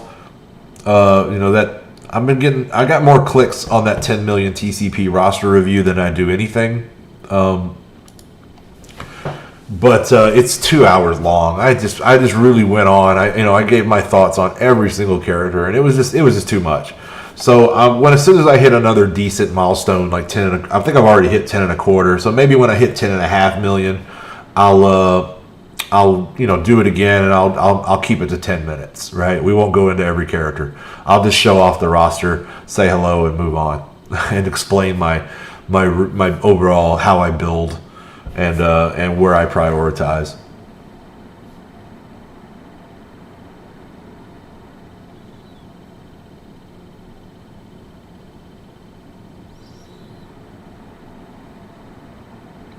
But again, I want a flashy graphic. I need a thumbnail that's going to pop. I've been watching a lot of videos on like how to be a YouTuber, blah, blah, blah. It's something I've been doing to kill time at work. My favorite is like the people that talk about all the people that make videos about how to make cool thumbnails. I find that many of them will give you the advice to always have your picture, right, your headshot on the thumbnail. And I find that universally the people who give you this advice are attractive people. So, and they're all like, oh, it's because of this, this, and this. And I'm like, no, man, I get that it helps. And, and those are the reasons you think it helps. But it helps because you're attractive. That's why it helps. Particularly when attractive women say that, I kind of laugh it off. So I don't necessarily know that I'm going to be putting this mug on every thumbnail necessarily, but I would like to, just make a cool background and have the characters I'm going to be talking about prominently displayed and some text, right? So I'm learning some basic Photoshop. We'll get all that knocked out and incorporated into my new streaming hobby. But for now, though, I mean, the main hobby of gaming will always be the focus. And the minute that learning all this crap starts to affect my performance in game, we're slacking off. So far, however, it's not. I'm basically just pointing a camera at my daily playtime. I was playing these times a day, every day for the last 2 years anyway. Might as well throw it out there. Try to entertain some people, try to educate some people as best we can. And if nothing else, just entertain some people, letting them see a roster that is probably going to be a little bigger than what they themselves are playing with every day. I might... You got my catchphrase, Chris? Fantastic, man. What do we got? Don't say you've been vaxxed. Don't say I'll be vac. That's not going to be it. Hope you got something new since yesterday. That's all I'm saying.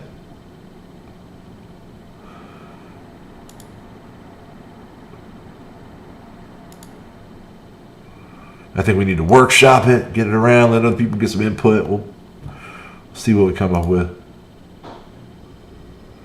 I would like to do a very PvP focused stream, but first they just need to come out with some damn PvP for me to focus on. And I would love some roster versus roster based PvP instead of just 5v5.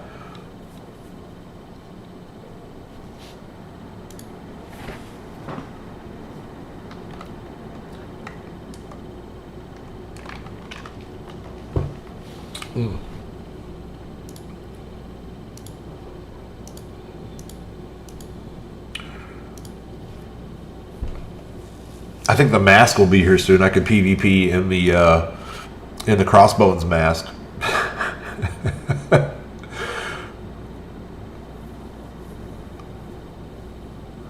don't have the gloves though. I need the gloves.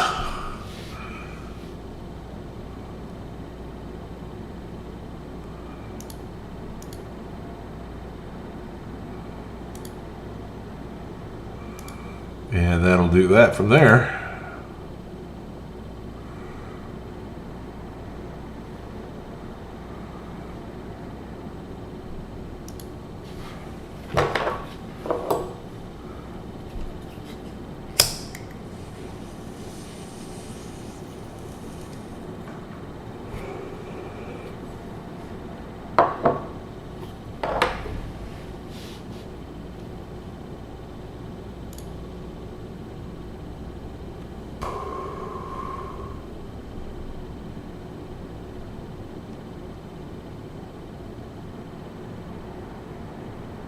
Wubba lubba back back.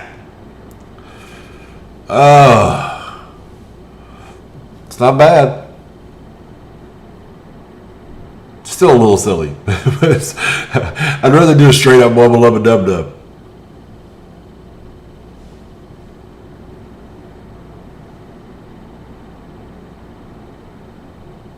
But you got something there. A Rick and Morty theme would not be remiss, right? It would lean into it. I like it. I like it.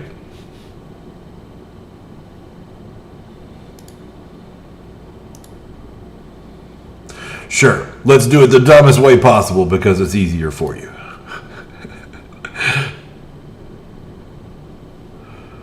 Okay, we need to get some symbiote action going on.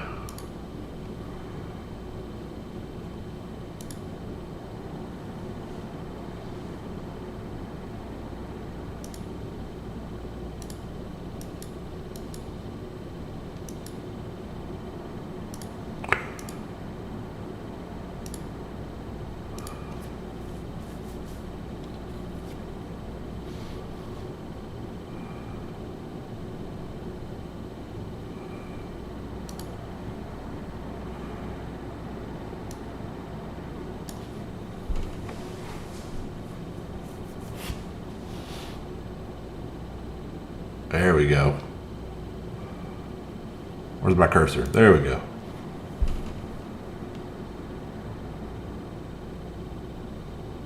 Yeah, I get the crossbows mask in. I could do that, Chris. I could just take a shot of myself in the mask and swap that out for the profile pic and see if anybody notices.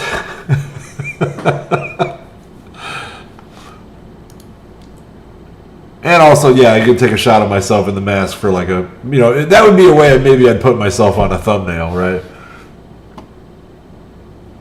But I'm here to showcase gameplay, not the streamer himself. I realize that's a part of it, and I want to be engaging with the fans. I want to talk to people. I want to, you know, I want to be approachable and likable, right? As much as I can be, I guess, because I'm an asshole. But mostly, I want it to be about the gameplay. I feel like that's what I most have to contribute, right? Like all of us streaming, I think, know a lot about the game, but I got the numbers right here to prove it. I know how to build a roster. Hit the sack back. Oh man, now I'm telling myself to go to bed. It's funny though. That's funny though.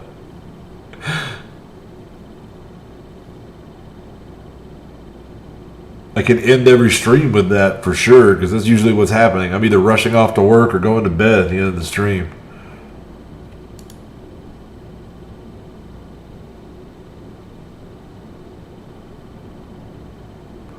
I'm sitting there late at night like, man, I need to go to bed. I got to be up in the morning to stream this game. And that's exactly what I did, man. Right in the shower, right the hell out, boom, right here, working on the war. And trying to get to 60% on U7. I'm sorry that we came short on that.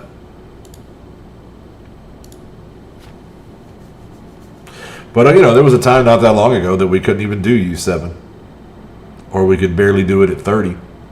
So we're getting better. We are progressing.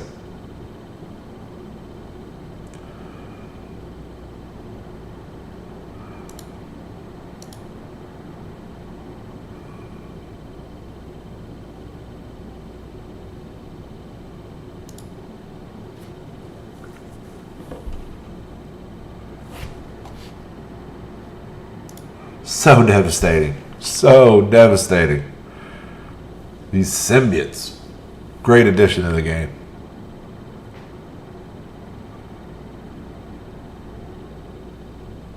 Venom and Carnage were already pretty good. But Symbiote Spidey, whew, man.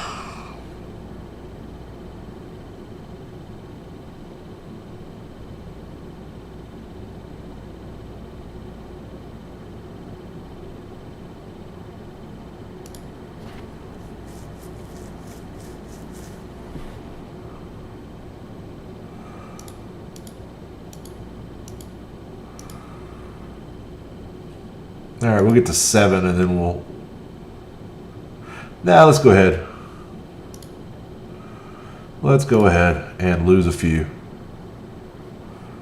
I don't think there is anybody over here from the Unity roster. Nope, no Supernaturals. So we can just take them and lose.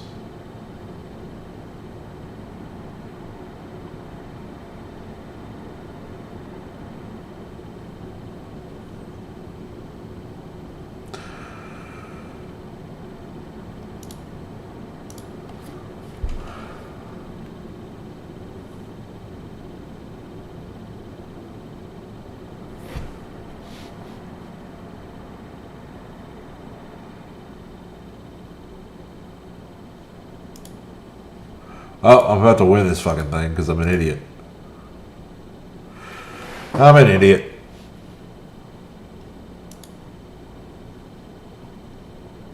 Okay. We caught ourselves, though. We caught ourselves. Wakanda we're going to use. Sin 6 we're going to use. There we're going to use. We're going to use. We're going to use. We're not going to use.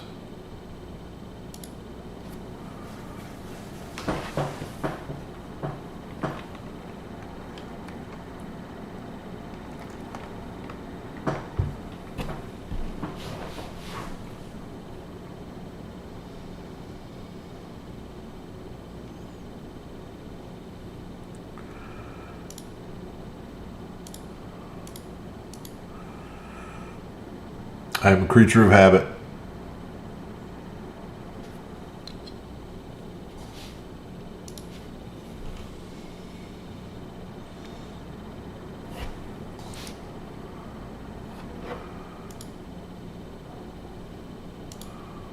Same thing with aim.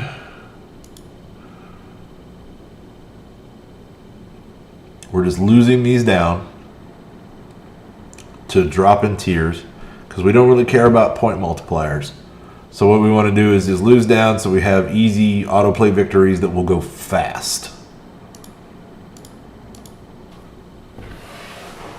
Because I'm getting toward the end of the milestones, and it's going to be pretty quick here that the really fastest and best way to get these orbs is going to be just to win victory after victory and hope for the good RNG at the end of it, right? I don't think there's any Fantastic Four on the list. Nope.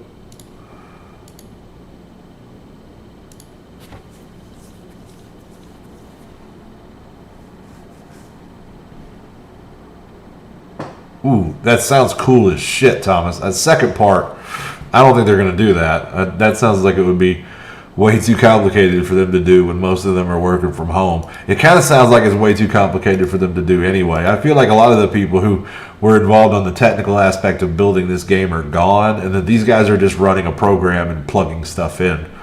So I really doubt you see that drastic a change. I think the only people they've got who could do that kind of big work are working on ISO 8 and shit like that.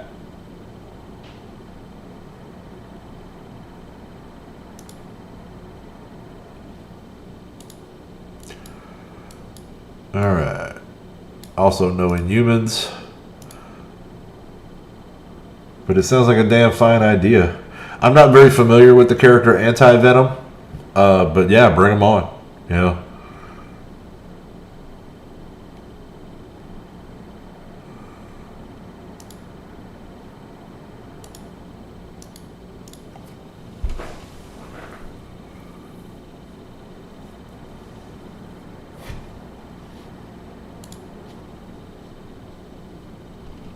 Bring them on.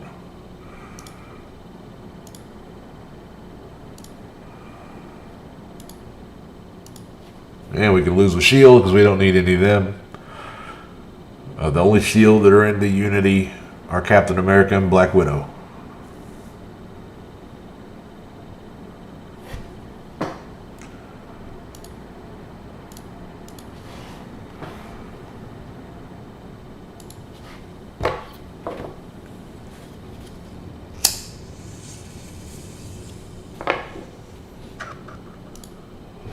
Okay. So that gets us all the way back to tier 1. We were on symbiotes. We'll do their 25s and then we'll come back for everything else.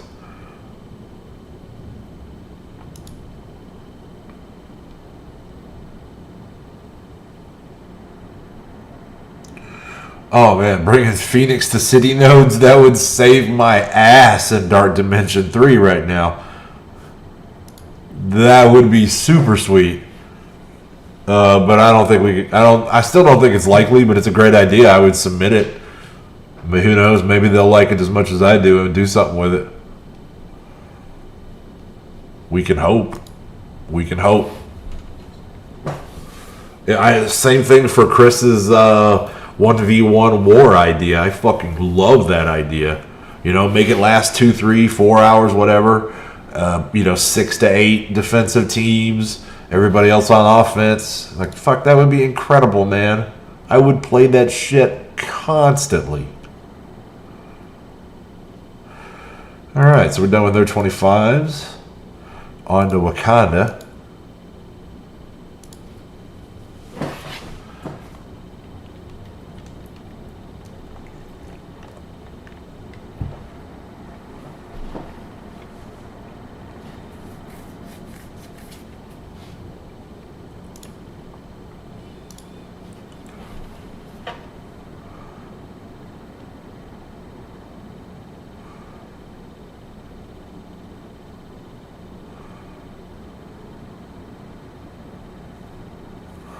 So we're just mostly waiting on Black Panther to go off.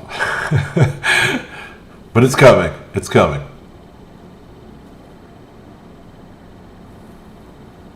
If it's even necessary. Tier 1.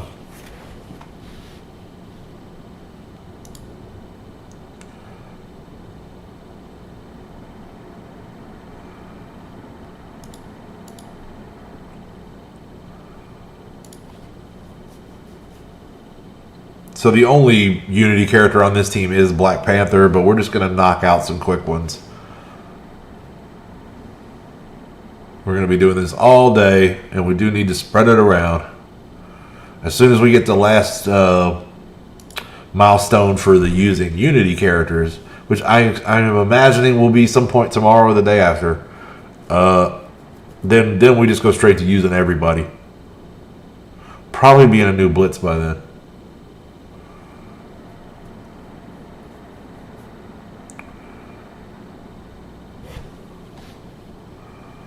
And there goes Black Panther on a tear. And this one's over. 150. Love it. Bring them on. Keep them coming.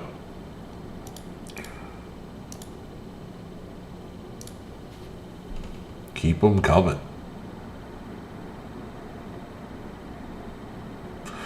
That would be pretty sweet. That would be perfect for Rogue. That's a great idea.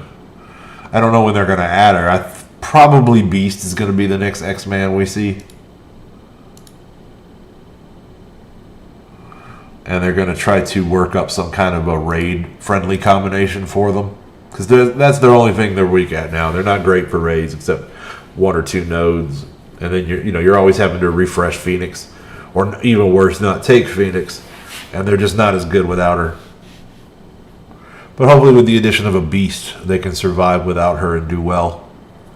And that does help that they have Cyclops now, who does a good bit of damage.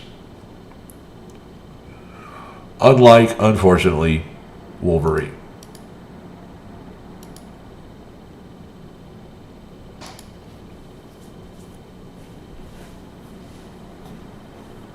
A lot of rumors, yeah.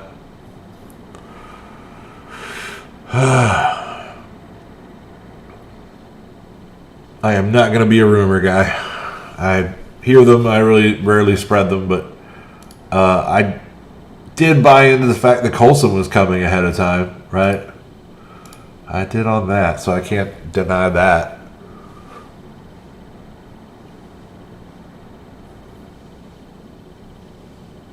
But I'm probably not ever going to be the rumor guy, particularly in the essence of or in the aspect of YouTubing.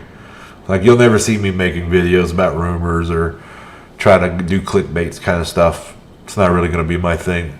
We're going to show some high-end content, specific things that people are going to want to, something that people are going to want to type into a search field and find out about. Best 10 characters for this, that kind of stuff. I'm going to try to start incorporating that more and more into my game as we go. All right, so that's good enough on Wakanda. Let's grab some quick and easy wins with Sinister Six, which is actually a good team for this because they're all front-loaded damage. They tend to be done quickly, and that's what we want.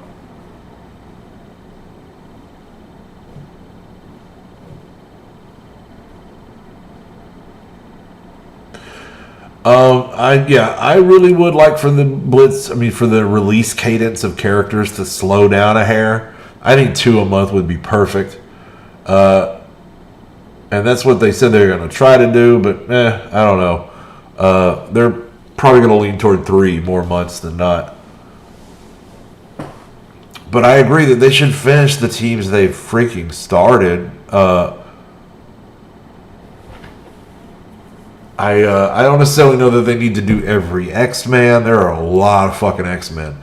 But I would like why doesn't Marauders have a 5th, right? Why are you sticking them at 4? You did that with Defenders, but you also made some characters that go well with them and synergize. You could plug in Punisher or Miss Marvel or whatever, but there's nobody like that for Marauders. And we do need 2 more symbiotes.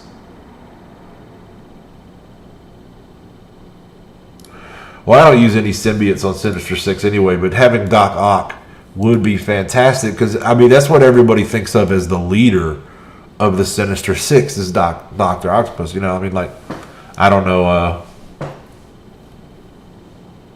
Maybe it's just me. But I feel like that should have been the first character, or should have been the Legendary to go with that team.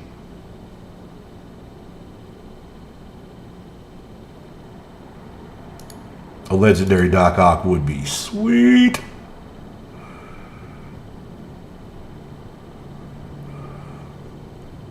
But yeah, I want a 5th Marauder. I want 2 more symbiotes.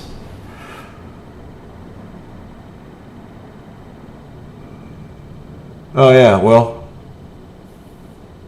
yeah. Unfortunately, they're a 6-man team in a 5v5 game, so that's never going to be realized.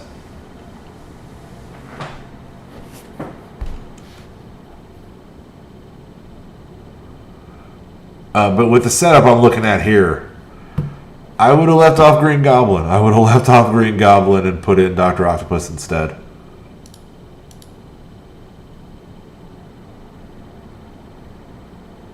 And I am wholly unfamiliar with this version of Green Goblin.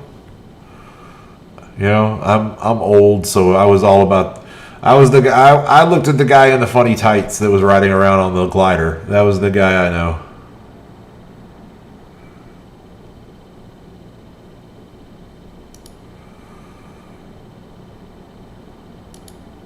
Man, legitimately make them a 6-man team? I don't know, dude. Like, a 6-on-5, that's a huge advantage. If they were as weak as like Hand, I could say, yeah, oh yeah, sure, I'll fight 6 Hand, fuck it, right? But they're a pretty good team already, which would make things. It would probably overpower them to a pretty big degree, especially if Dr. Ock is any good, right? You add another good character to this team, and they would demolish people. Still be a little squishy probably, but they come out and just hit people hard right off the bat and win in the opening turns.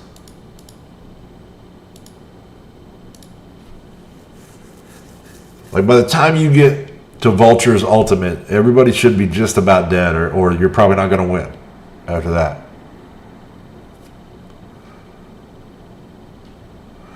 Well, that's true. That's true. I can't argue that. Mr. Sinister is pretty overpowered because of that. But a clone is not a full-on character, possibly legendary character. Those clones are kind of weak in comparison. They really only stack up if you have a 6 or a 7 Red Star Sinister.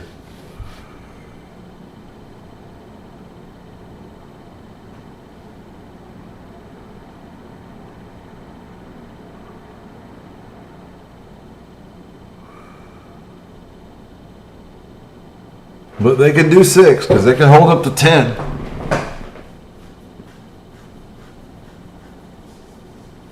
Where it would not work is in like the character selection screen. I bet that could not accommodate 6. So just with their whole game being built around 5 and their basic inability to change, foundational structures of the game, I don't think that's gonna be a difficult ask. I think it would be cool. Particularly like a legendary Doc Ock would be wicked cool. I just don't see it as very likely. Fun theory crafting, though. In fact, where Sinister Six is at in the game, I bet they don't get any real attention until they get a movie, basically.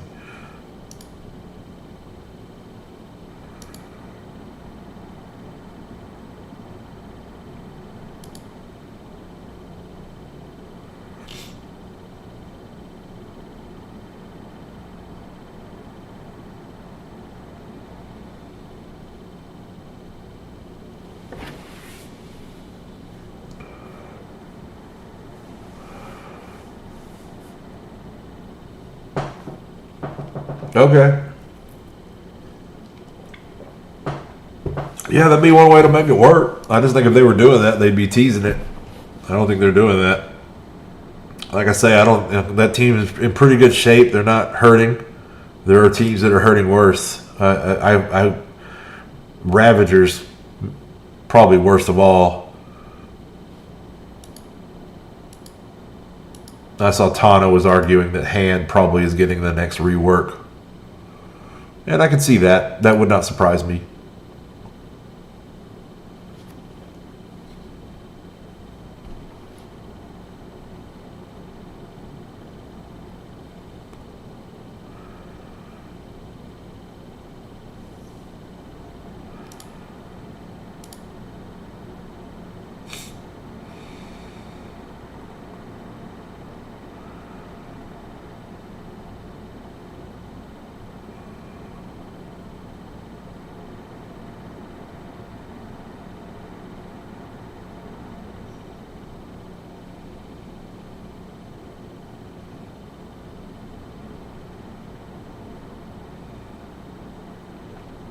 I personally really don't do much with Hand anymore.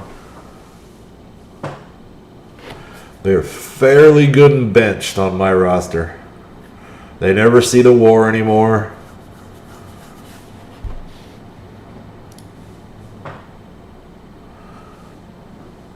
Pretty much do one blitz fight every couple days. All right, we'll keep rolling with defenders. We're still only at 3. Still winning at a pretty good rate. And still doing okay on the drops. I haven't seen a 1,000 or a 2,000, but I've been getting plenty of 50s and 100s. As long as I've got those coming in a pretty good clip, I'm happy. I'm happy. Still, it would be nice to get a full orb out of one of these. I will not deny it.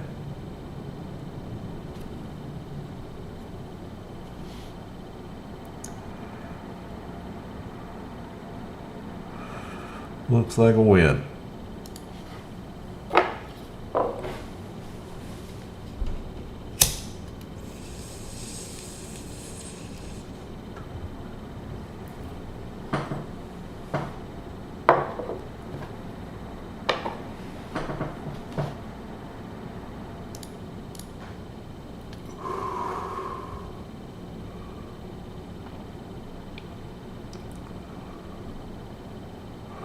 I have really no idea, Thomas. That seems like that would be right down their alley. Yeah. And they don't quite have 8 full defensive teams put together yet, so that's something they could probably do. Yeah. That might get them back in the war for me. I never really thought my Mercs team was going to see the war again. They were pretty solidly on the bench. But then here comes Taskmaster, and all of a sudden, oh yeah, who's a meta team? So I was glad I had them built up, right? Still didn't get Merc Soldier in the fight. That guy sucks. Fuck that guy. But I had a lot of other Mercs worked up to a good level. And it was a perfect home for my 7 red star Kingpin.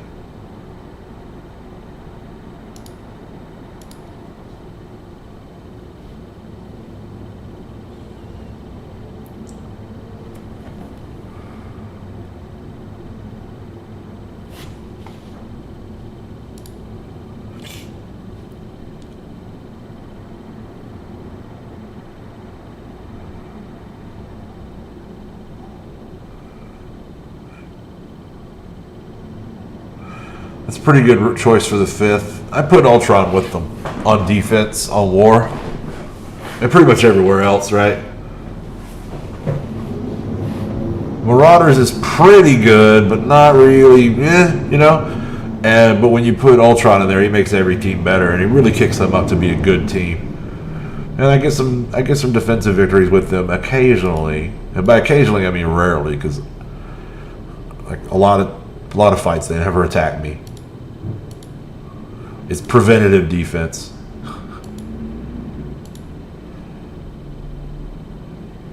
They look at the first 2 teams and they're like, let's kill this guy, and then they never get back around to me.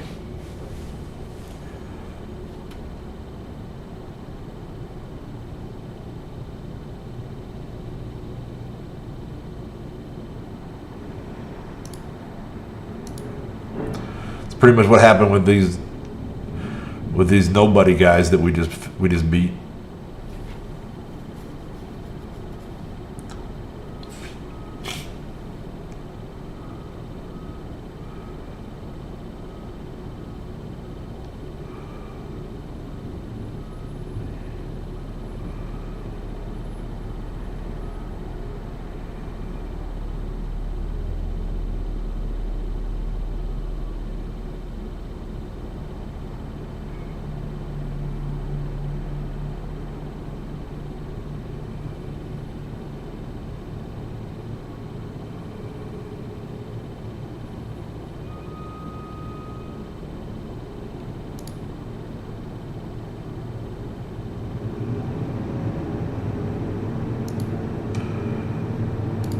Brawlers next.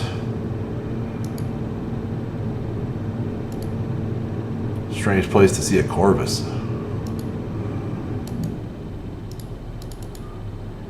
It's probably the easiest though. Damn it, I can hear the truck going by and I did not put out my recycling.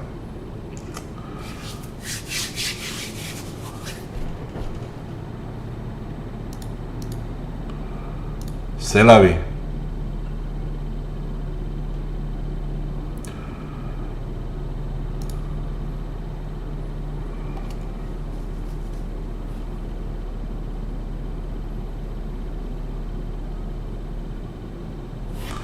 This team is in no way a meta team, but they have performed well, especially since I put Danvers on them.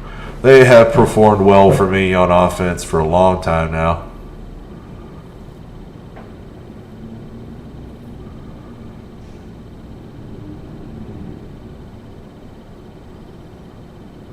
My hero brawlers, which just didn't used to be, but kind of worked out to now be a gal pal team. Girl power. I used to have Spider-Man and Miles on this team, but of course they had to go live with symbiotes.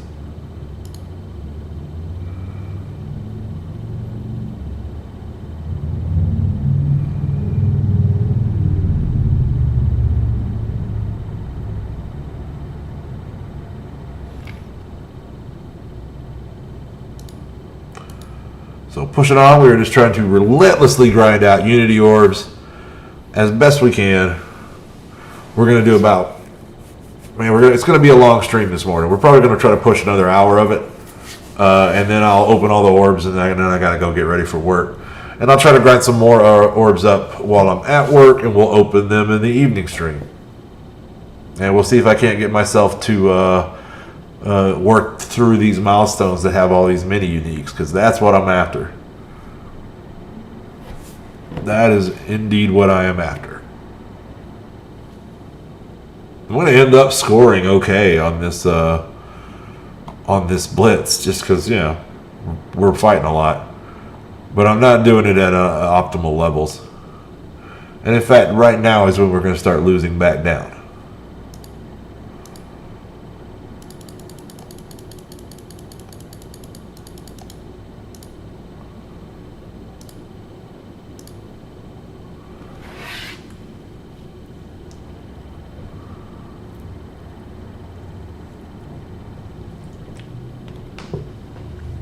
Yeah, I just run a kind of a middle-of-the-road Ultimus / Kree team, and they do okay, but I don't expect much out of them. And that way I can keep Captain Marvel on Brawlers. And Deadpool, I've already got on an X-Force team, yeah. So we're just losing here.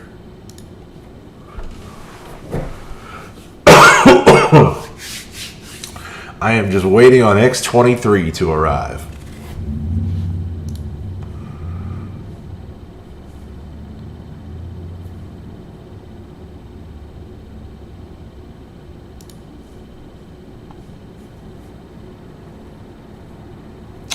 Symbiotes are my Asgard killers. And Black Order. And Inhumans. And generally X-Men. Yeah. So no, for me, Ultimus is a mid-range defense team that I just throw on the defense and forget about. Because even after the rework, I don't think he's I don't think he's as good as, he's probably in the top 20 percentile. I mean, I just don't think he's that great. So I use him, but I don't really invest. And I don't want to take apart teams that are proven to put together a team that I'm just kind of barely holding on with a thread, because now Thanos is off that team, right? Like that team just kind of just doesn't exist anymore.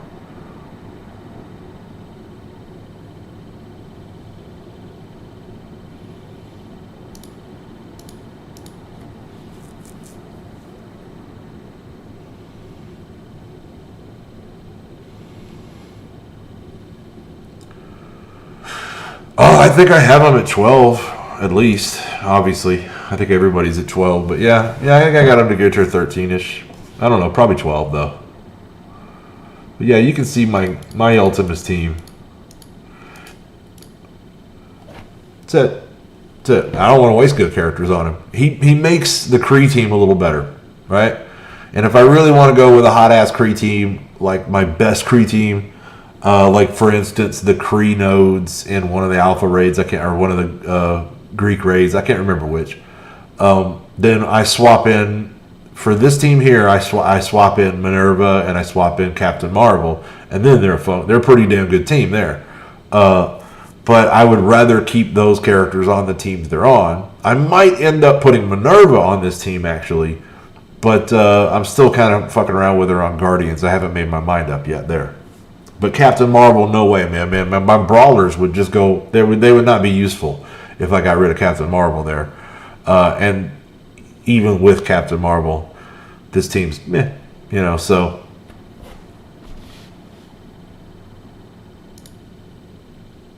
Because I can kill Asgard with my brawlers too. They get out there and they overwhelm Thor. It's pretty much the strategy. All right, so we need to lose one more. Not with those guys, though. With these guys.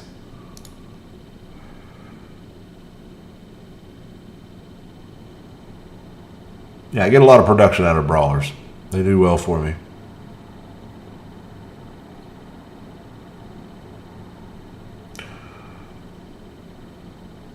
Yeah, sounds pretty normal.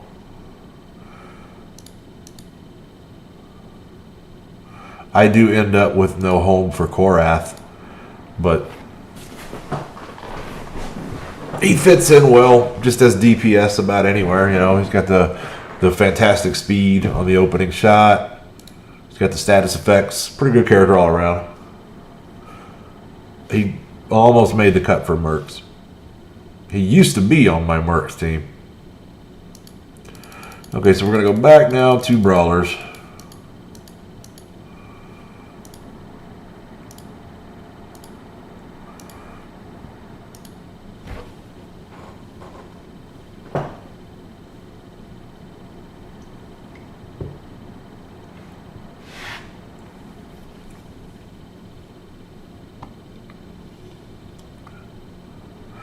I pretty much have to have Kree Noble on my Kree team because she's 7 red stars and hits like a truck.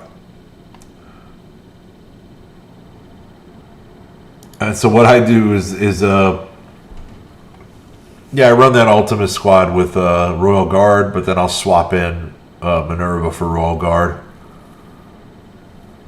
And oftentimes like one of the DPS for Captain Marvel.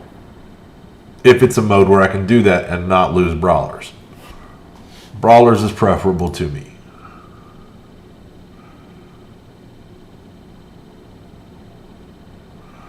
I see.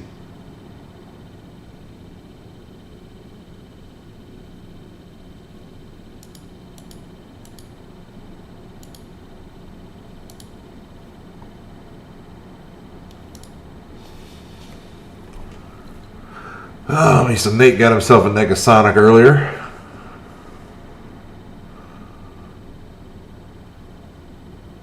Pretty decent character.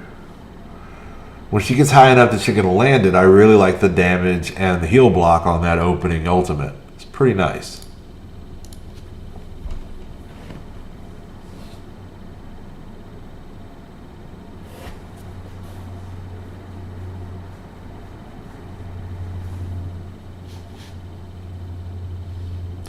Like, I'm really holding off judgment till we see the team, how they do with the X-23.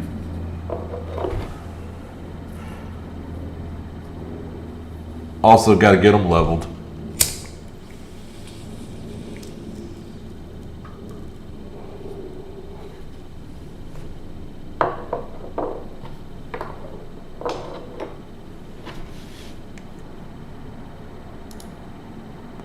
Nice 100 drop. Okay, so that's the 25s on them.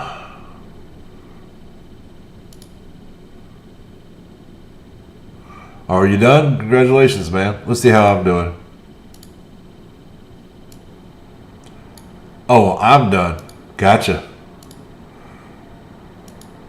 Sure enough, that was it. Done worried about Unity. So let's well, we still want the orbs, don't get me wrong. We want to finish that milestone. That's our major goal. We got 5 here to open. Shit, let's go ahead and open them. Okay, okay.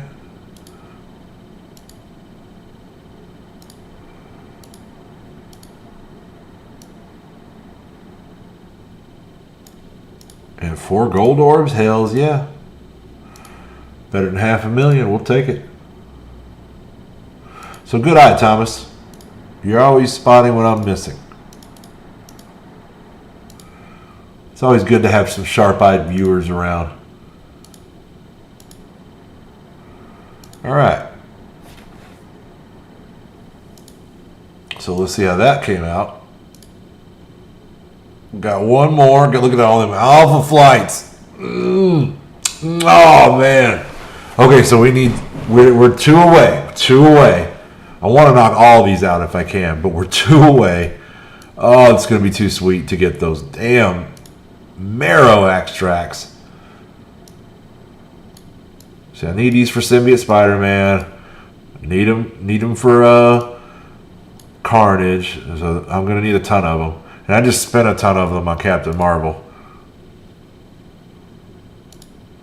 Okay. So yeah, let's get back to blitzing. Let's blitz our asses off for this character we don't need.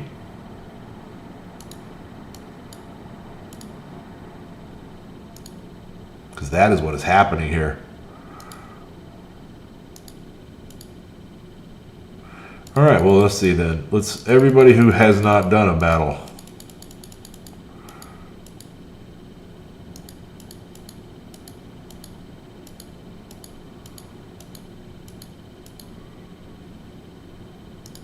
Marauders. Go get me a win. Good man, Mr. Sander. Good man.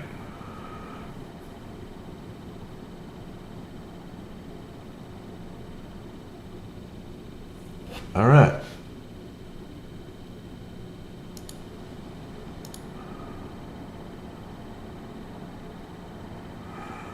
No, sir.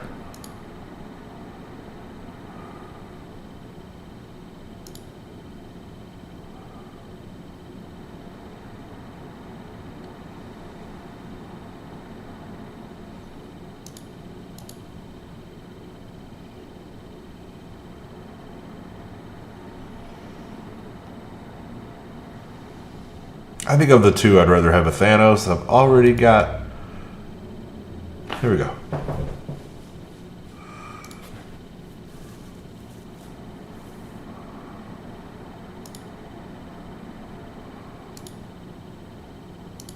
Well, we got an army all of a sudden.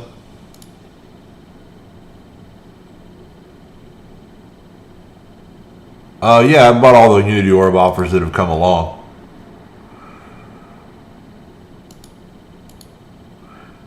Two at least. Might have been three. Might have been three. I didn't pay much attention to them. They're not that expensive. And because of my work shift, I never know exactly how much time I'm going to have to blitz.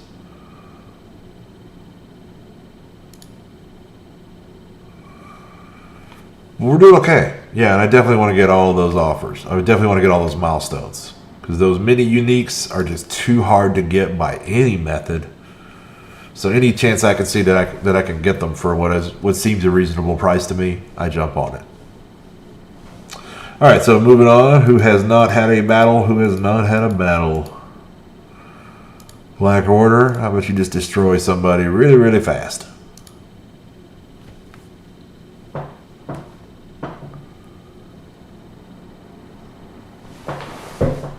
We're going to let them do it on autoplay while I go fill this cup.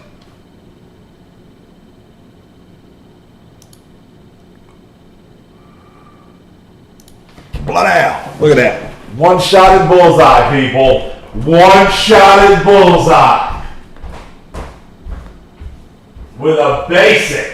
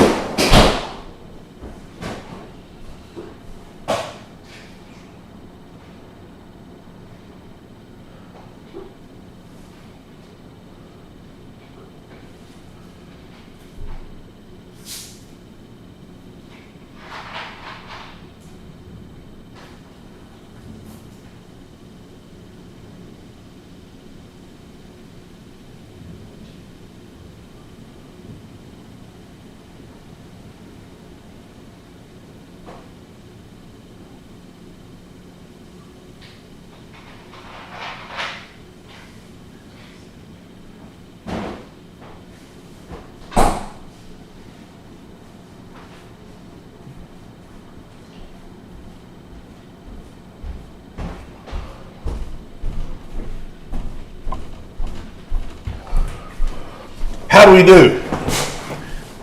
50 shards. Oh well.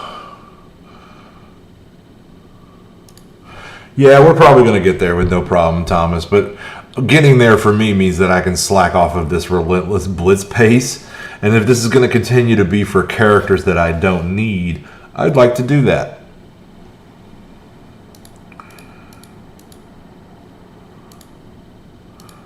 I would very much like to do that.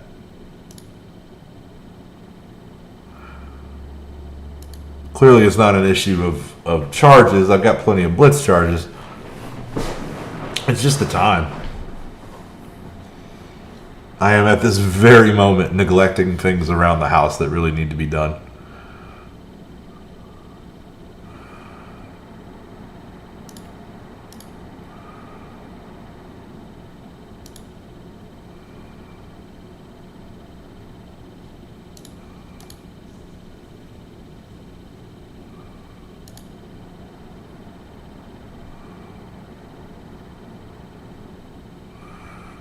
But I do want all those milestones, and I would like a 7-star Negasonic.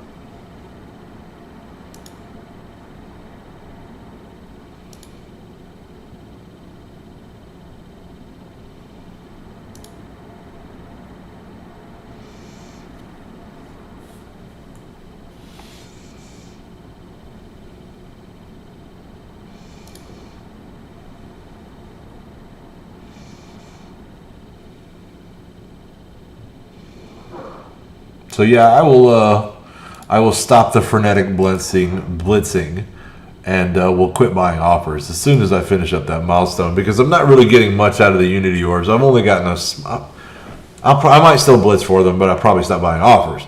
I just don't, for like 8 Negasonic shards, I would probably rather just put cores into buying her orbs. Would be a more efficient way to do it, rather than buy offers.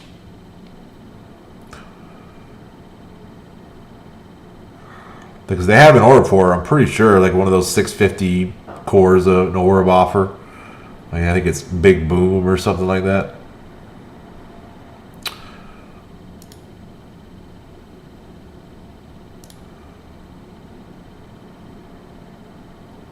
Because once I get these Marrow, all I really care about is getting more Negasonic shards. Let's aim this at Captain America for this.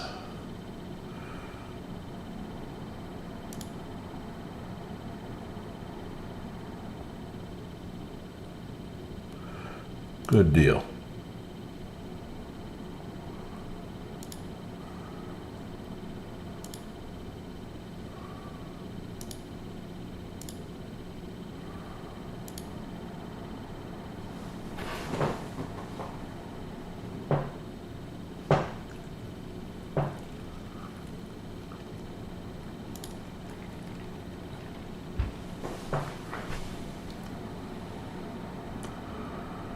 All right.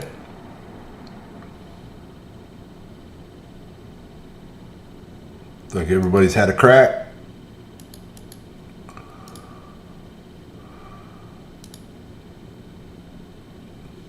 Yeah, you know what? Screw you.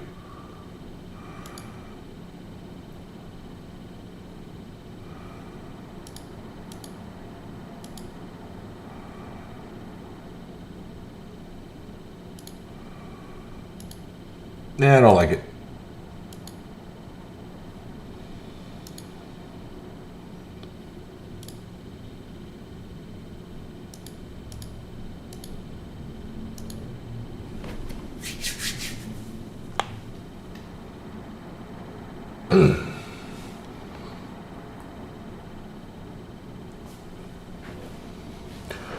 Okay.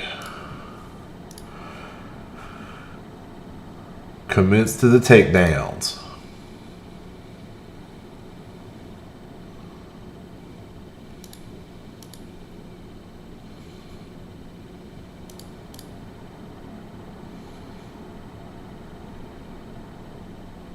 This team is just all about assists.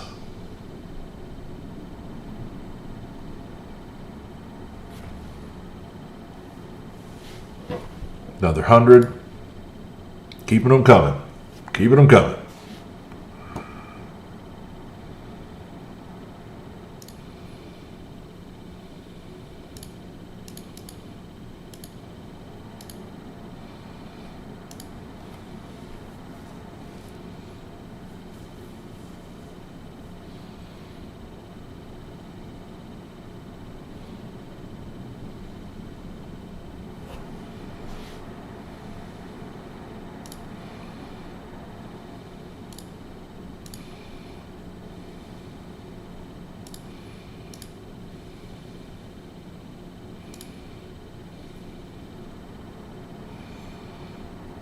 It's so rare that I manually play this team.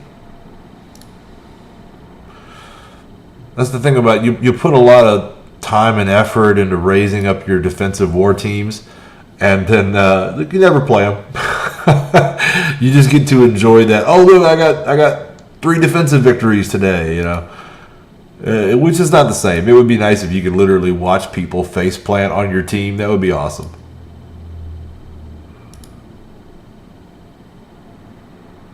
If it was like, hey, you got 3 defensive victories today, and here are your replays of the ones that weren't, you know, combat cancels.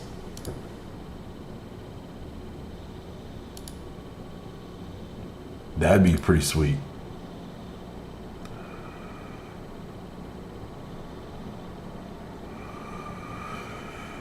Well, I hope you do get lucky, Thomas. There is always an element of luck to this game. It's a bit gambling. It's a bit, you know, strategy and planning. And it's just the way it is. They're never going to take RNG out of it. They need RNG to be around so that you'll get bad RNG and then try to spend to overcome it.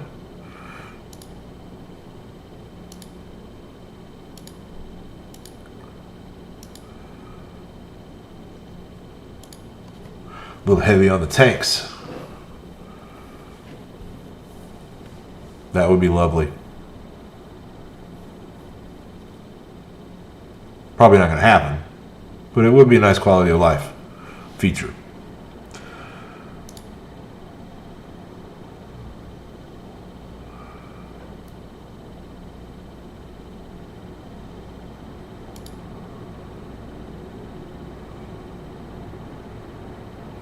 Well, look who's going to die.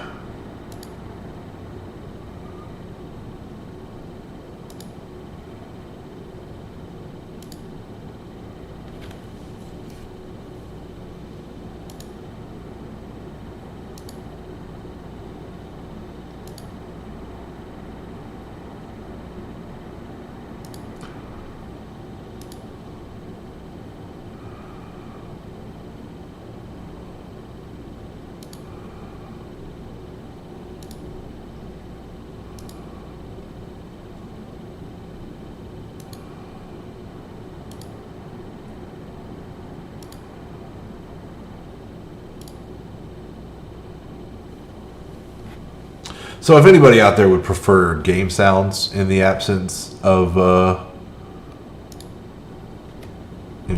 music, I could consider it. It's just a bit much to always be coming through. And I've gotten used to playing without it, to be honest.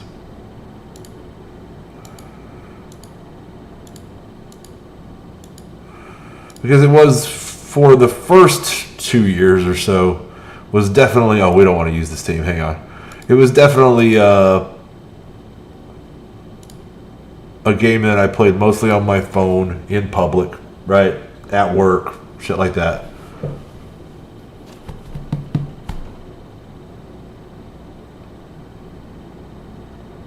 So I always played it with sound off. And since the sound has so consistently been fucked up as well, you know, it used to never be right. I've just stopped listening to it now. Let's see, this probably could knock Yondu out real quick.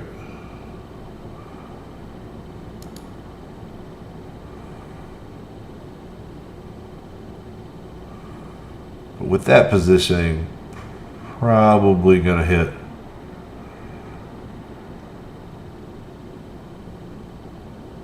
Probably still Yondu. If he survives. And he didn't.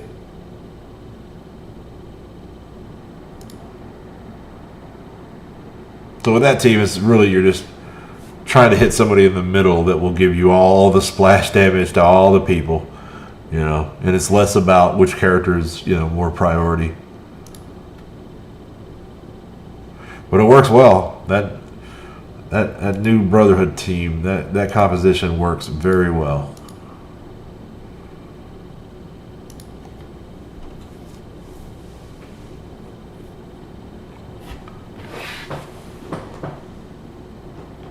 So I'm going to continue in the same vein. When I get to a point, I'm just going to start losing down again, because I want fast, easy wins. And I don't care about the overall point total. It's irrelevant.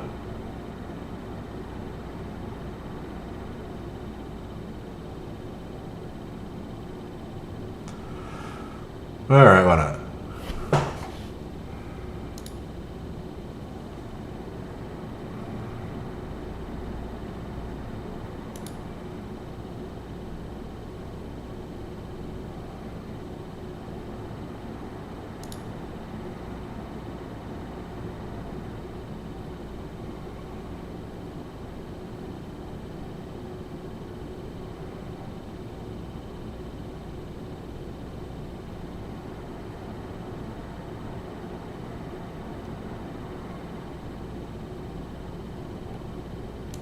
All right.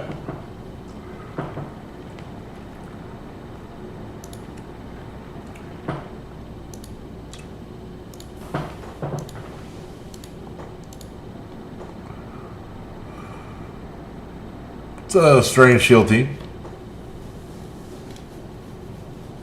but I use this team to take the good shield team, so this one will probably do it.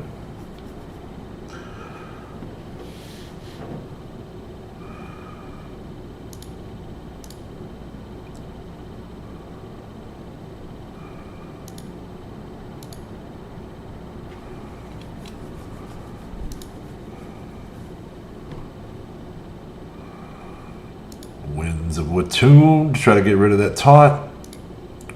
Oh, we're gonna extend that shit.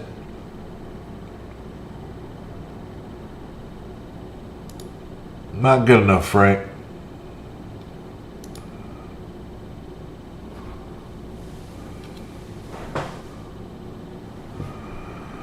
Ghost Rider probably does have the coolest after victory pose.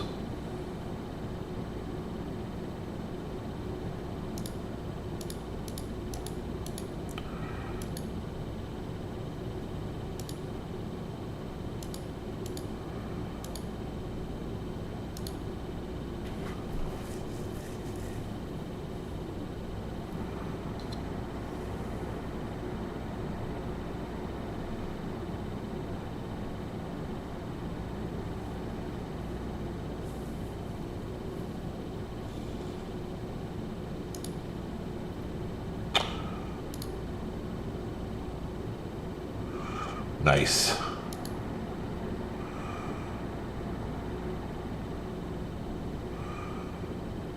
No debuffs to spread on Hella because she died, but we can live with that.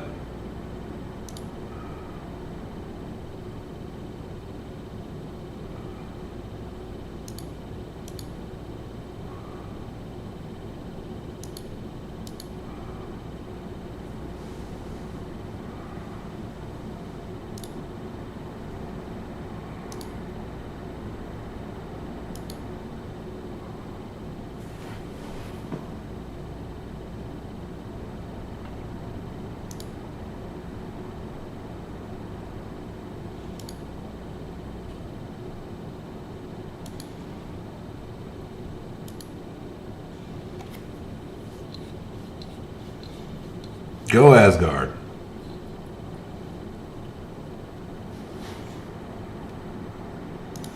I like the team a lot. They really put it together well. It's an odd combination. These people hate each other, but whatever. I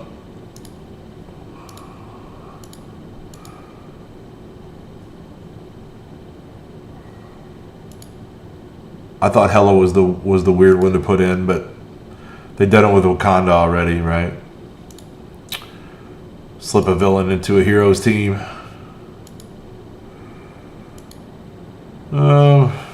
Cannot get away from Captain Marvel, it looks like. When Captain Marvel against AIM is not something I really care about a lot. I don't think we can pull it off. We'll try at least. We're still on pretty low stars, or pretty low tier, I think. Somewhere middling.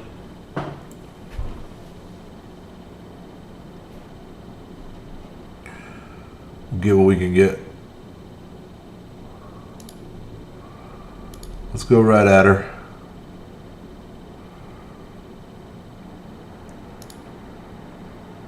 Try to kill her before Luke taunts.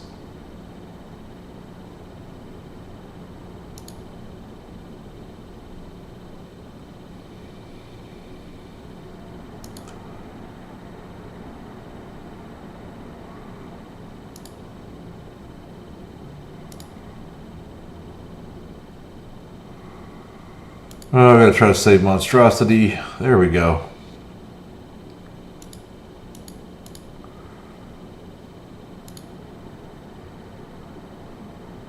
Nice.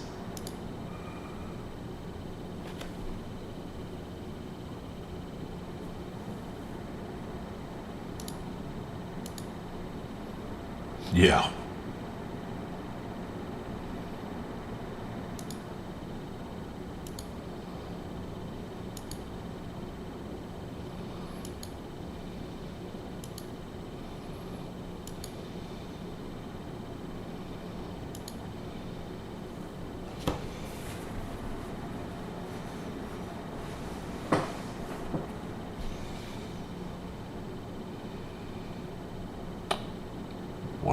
Still haven't got that big jump. I mean, we're over 10 million points now. Ugh. All right. Gonna score pretty good on this blitz I don't care about. Take it away from somebody else. But, you know, hey. Negasonic, man. Negasonic. What can I say? That and I had a lot of blitz charges to spend. And still do. Still do. Still above 50K. Haven't dropped below that in a while, and I've had a few of these events where I spent like hell.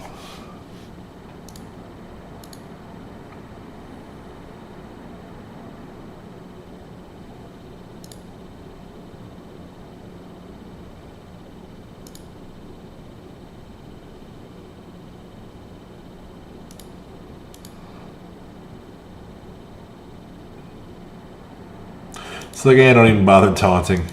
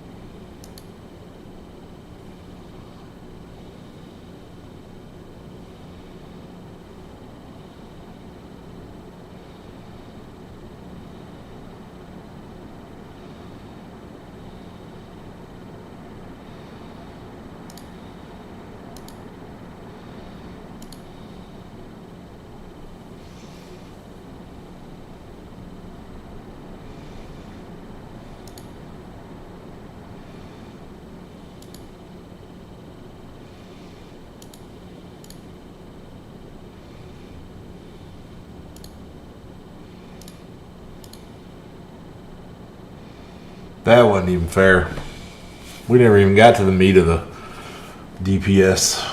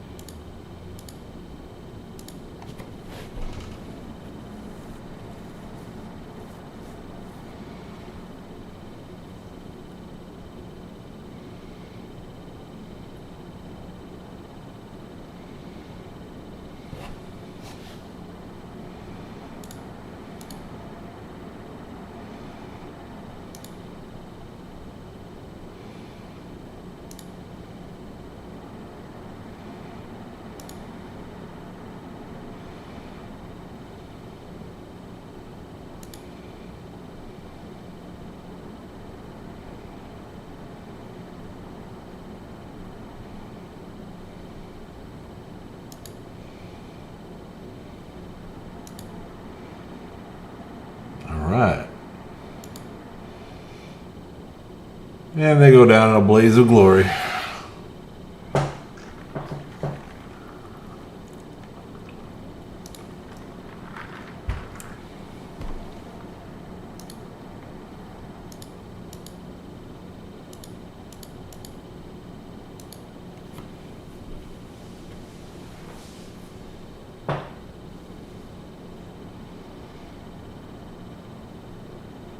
This team will too, right? Like, probably, definitely when Phoenix goes off, but probably when Cyclops does, if they even kill Phoenix.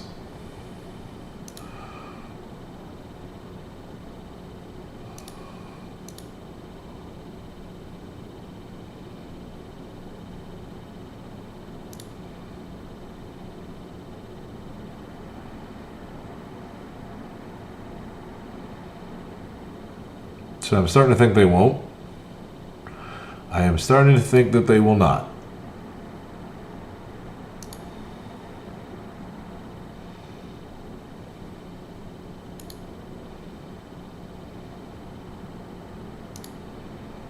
Yep. As predicted. When Cyclops goes off, that's over with. And we get 100 and we move on.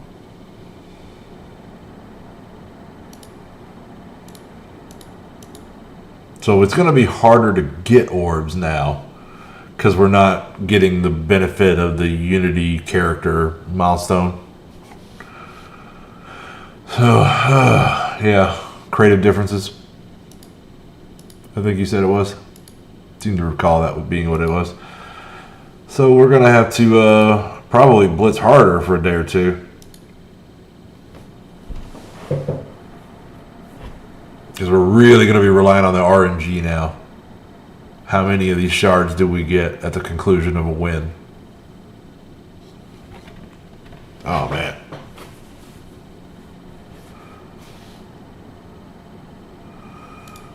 Venom. That's definitely Venom.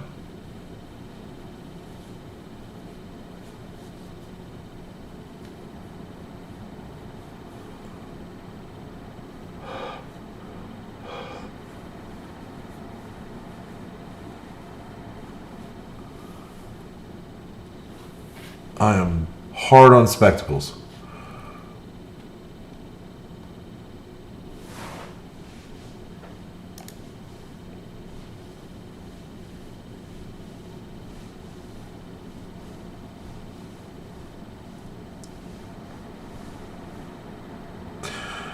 $50, better than nothing.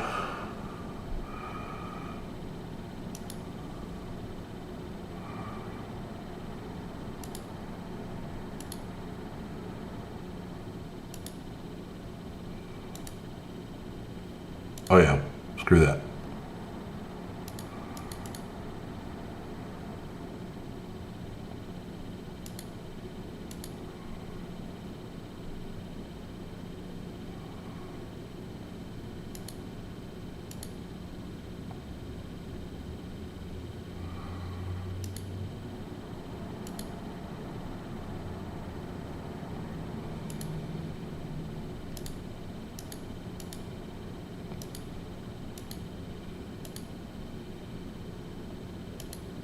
Weird team. Weird team.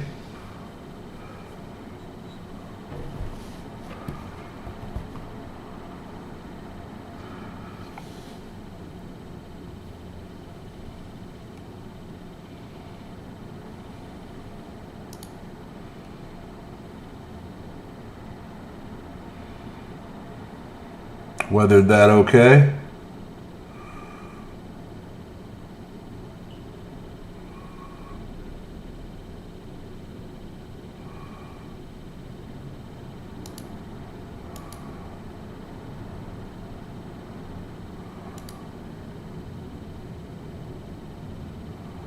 Saw that coming.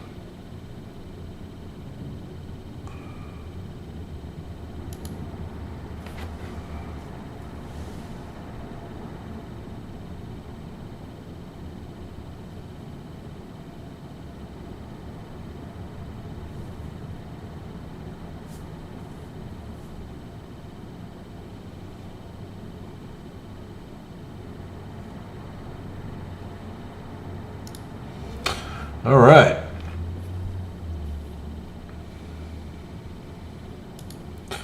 All right, I'm seeing that the blitz, the stream is now at about the 3-hour mark. And I got about a half hour before I really got to boogie out of here for work. And I got a few things around here I probably should take care of. So since we're at a pretty good place on orbs, we're moving right along. We've got all the creative differences orbs done. And we're almost to 27, 28 is what we really need, but we're going to push all the way to 30, and we got 5 more days to do it. So chances are, as long as we do some blitzing, we're going to. So we're in pretty good shape on those milestones now. So I'm going to let off the gas here, wind down the stream, take care of some real life stuff, and we'll be back tonight for some more Unity orb openings, some more blitzing, some more raid and everything else. So I want to thank Mr. Sander and everybody else who's rode along live with me this morning. We'll be back tonight again, like I said, for probably about a 9 p.m. Eastern, 9:30 p.m. Eastern stream. And until I see you again, be cool, keep gaming. I'm Vac, and I'm out of here.